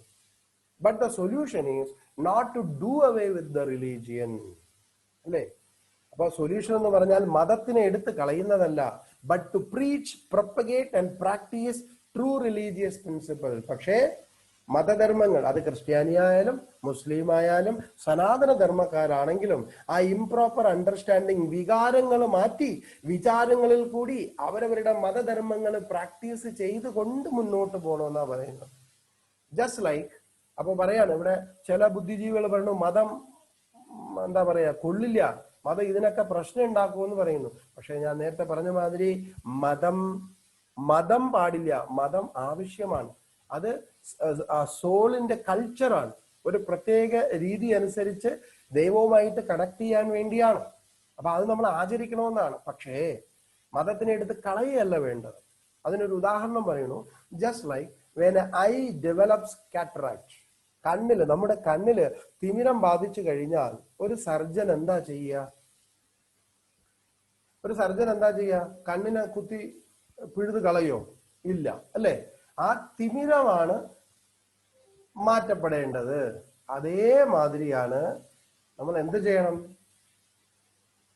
To seek out a bonafide spiritual master and practice genuine authorized religious principles and make our life successful. അപ്പൊ എന്താ ചെയ്യേണ്ടത്? നമ്മുടെ കണ്ണിൽ തിമിരം വന്നു കഴിഞ്ഞാൽ കണ്ണിനെ ചൂന്ന് കളയാൻ പാടില്ല. കാരണം മതം ധർമ്മമാണ്. എന്നാൽ അതിന് വികാരം പാടില്ല. വിചാരത്തോടു കൂടി പ്രാക്ടീസ് ചെയ്യണം. ഈ വികാരഭരിതമായിട്ടുള്ള ഒരുത്തനും മതം നന്നായിട്ട് ഫോളോ ചെയ്യുന്നില്ല. ആരും, അത് ഹിന്ദു ആയാലും മുസ്ലിം ആയാലും ക്രിസ്ത്യാനി ആയാലും, വിചാരം വരണം. അതിനു വേണ്ടിയാണ് മതം. അങ്ങനെ മതം വരുമ്പോ അവിടെ അടിയും പിടിയൊന്നും ഉണ്ടാവില്ല. ആ എസൻസ് നമ്മൾ കണ്ടതല്ലേ? ആ എസൻസ് അനുസരിച്ച് ജീവിച്ചു കഴിഞ്ഞാൽ അടിക്കാനും പിടിക്കാനും ഒന്നും പോണ്ട. പക്ഷെ ഇന്ന് അങ്ങനെ അല്ലല്ലോ. അതുകൊണ്ട് ഇങ്ങനെ വികാരമായിട്ടുള്ള ഇങ്ങനെയുള്ളവരാണ് മതത്തിനെ കുറിച്ച് പൂർണ്ണമായിട്ട് അറിയാത്തവരാണ് ഇതിന്റെ പുറകെ ഓടുന്നത്. അതുകൊണ്ട് ഇവിടെ പറയുന്നു, മതത്തിനെ അതുകൊണ്ട് എടുത്ത് കളയണ്ട, പക്ഷെ യഥാർത്ഥ മതത്തിനെ സ്വീകരിച്ച്, ബോണഫൈഡ് ആധികാരികമായ മതത്തിനെ സ്വീകരിച്ച്, അതേമാതിരി ഗുരുവിനെ സ്വീകരിച്ച്. അപ്പോ ചില സമയത്ത് ശരിയായ ആചാര്യന്മാരാൽ യഥാർത്ഥ മതം പ്രചരിപ്പിക്കപ്പെട്ടില്ല എന്ന് വരാം. അതുകൊണ്ട് ആ മതത്തിനെ എടുത്ത് കളയണമെന്നില്ല. കണ്ണില് കാറ്ററാക്ട് വരുന്ന മാതിരി അങ്ങനെയുള്ളവന്മാരെയാണ് മാറ്റേണ്ടത്. ദൈവത്തിന്റെ അടുത്ത് വിശ്വാസമില്ലാത്തവനും മറ്റുള്ള ഇസങ്ങൾ പറയുന്നവനും ദൈവവാദം എന്താ പറയാ നിരീശ്വരവാദം പറയുന്നവനും അങ്ങനെയുള്ളവന്മാരെ തൂത്തുകളയുക. അതിനുശേഷം യഥാവിധി ദൈവവിശ്വാസമുള്ള ആചാര്യനെ സ്വീകരിക്കുക. ആ ആചാര്യനെ സറണ്ടർ ചെയ്ത് ആ ഒരു ആധികാരികമായ ശാസ്ത്രങ്ങളെ ആചാര്യനോടുകൂടി ചേർന്ന് പഠിച്ച് ജീവിതം ധന്യമാക്കുവാനാണ് ഇവിടെ പറയുന്നത്. അപ്പൊ ഇവിടെ without religion and religious principles no better than animal. കാരണം റിലീജിയൻ ഇല്ല എങ്കിൽ അനിമലാണ്. കാരണം മൃഗങ്ങൾക്ക് മതമില്ല, അല്ലേ? എന്നാൽ മതം അത്യാവശ്യമാണ്, മതഭ്രാന്ത് പാടില്ല. അപ്പൊ മതഭ്രാന്തന്മാരെല്ലാം വികാരന്മാരാണ്. എന്നാൽ മതം ശരിയായിട്ട് ഫോളോ ചെയ്യുന്നവൻ വിചാരം ചെയ്യുന്നവനാണ്. അവൻ ഈ ലോകത്തിലെ എല്ലാവരെയും ഒന്നിച്ച് കാണാൻ പറ്റൂ. ഒരിക്കലും അത് മനുഷ്യനാണെങ്കിലും അന്യമതസ്ഥനാണെങ്കിലും അത് മൃഗമാണെങ്കിലും അവന്റെ കഴുത്തിൽ അവന് കത്തിവെക്കാൻ പറ്റുകയേയില്ല എന്ന് നമ്മൾ മനസ്സിലാക്കേണ്ടിയിരിക്കുന്നു. അപ്പൊ നമ്മൾ ഇവിടെ ഇത് ഏകദേശം ഒരു മതത്തിന്റെ രൂപം എല്ലാം പഠിച്ചു കഴിഞ്ഞു. ഇന്ന് ഒരല്പ സമയമായി എന്നറിയാം, എങ്കിലും ഇത് പറയാതെ പോയി കഴിഞ്ഞാൽ നമുക്ക് പിന്നെ മിസ്സാവും എന്നുള്ളത് കൊണ്ടാണ് പറയണേ. അപ്പോൾ നമ്മൾ എല്ലാവരും തന്നെ ഇത് നമ്മുടെ സനാതന ധർമ്മത്തിലുള്ള എല്ലാവരും നമ്മുടെ കൂടെയുള്ള കുട്ടികൾക്കും അമ്മമാർക്കും പെൺകുട്ടികൾക്കും ആൺകുട്ടികൾക്കും എല്ലാവർക്കും ദയവ് ചെയ്തത് പഠിപ്പിച്ചു കൊടുക്കുക. നമ്മുടെ ഏറ്റവും ശ്രേഷ്ഠമായ സനാതന സംസ്കാരം, നമ്മുടെ ലെഗസി ഇതാണ്. അതുകൊണ്ട് അതൊരു നമ്മൾ പ്രാക്ടീസ് ചെയ്ത് അവർക്ക് കാണിച്ചു കൊടുക്കുക. അപ്പൊ ഇനി വരുന്ന തലമുറ ഒരു തലവേദന ഇല്ലാതെ നല്ല രീതിയിൽ മുന്നോട്ട് വരും. അപ്പൊ നമുക്ക് ഇവിടെ ശ്രീകൃഷ്ണ മംഗളം പറഞ്ഞു നിർത്താം. മംഗളം യാദവേന്ദ്രായ മഹനീയ ഗുണാബ്ദയേ വസുദേവ തനുജായ വാസുദേവായ മംഗളം. അപ്പൊ നിങ്ങൾക്ക് ഞാൻ പറഞ്ഞത് മനസ്സിലായി എന്ന് ഞാൻ വിചാരിക്കണു. ദയവ് ചെയ്ത് മനസ്സിലാക്കുക.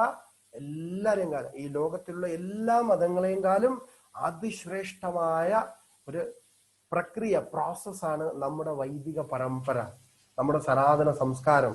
അപ്പോൾ നമ്മുടെ സനാതന സംസ്കാരത്തില് വേദശാസ്ത്രങ്ങളില് എന്ന് എഴുതി എന്ന് പറഞ്ഞു, ഈ ബ്രഹ്മാണ്ടം ഉണ്ടായപ്പോഴേ എഴുതിയതാണ് സനാതന ധർമ്മം. എന്നാൽ ഇനി ഒരു കഥയുണ്ട്. ഈ ബ്രഹ്മാണ്ടത്തിന് മുമ്പേ ഇനി ഓരോ ബ്രഹ്മാണ്ടങ്ങളുണ്ട്, അപ്പോഴൊക്കെ ബ്രഹ്മാവുണ്ട്, അതിനു മുമ്പേ എഴുതിയതാണ്. അപ്പൊ എങ്കിലും നിങ്ങൾക്ക് മനസ്സിലാക്കാൻ വേണ്ടി ഇത്ര കോടി ഉണ്ട്. ഈ ഒരു യൂണിവേഴ്സിന്റെ അത്രത്തോളം പഴക്കമുണ്ട് നമ്മുടെ ഗ്രന്ഥങ്ങൾക്ക്. അപ്പോൾ നമ്മുടെ ഗ്രന്ഥത്തിനപ്പുറം വേറെ ഒരു ഗ്രന്ഥവും ഇല്ല. ബാക്കിയുള്ള എല്ലാ ഗ്രന്ഥങ്ങളും നമ്മുടെ ഗ്രന്ഥത്തിൽ നിന്ന് അടർത്തിയെടുത്ത 1-2 പേജുകൾ മാത്രം എന്ന് മനസ്സിലാക്കുക.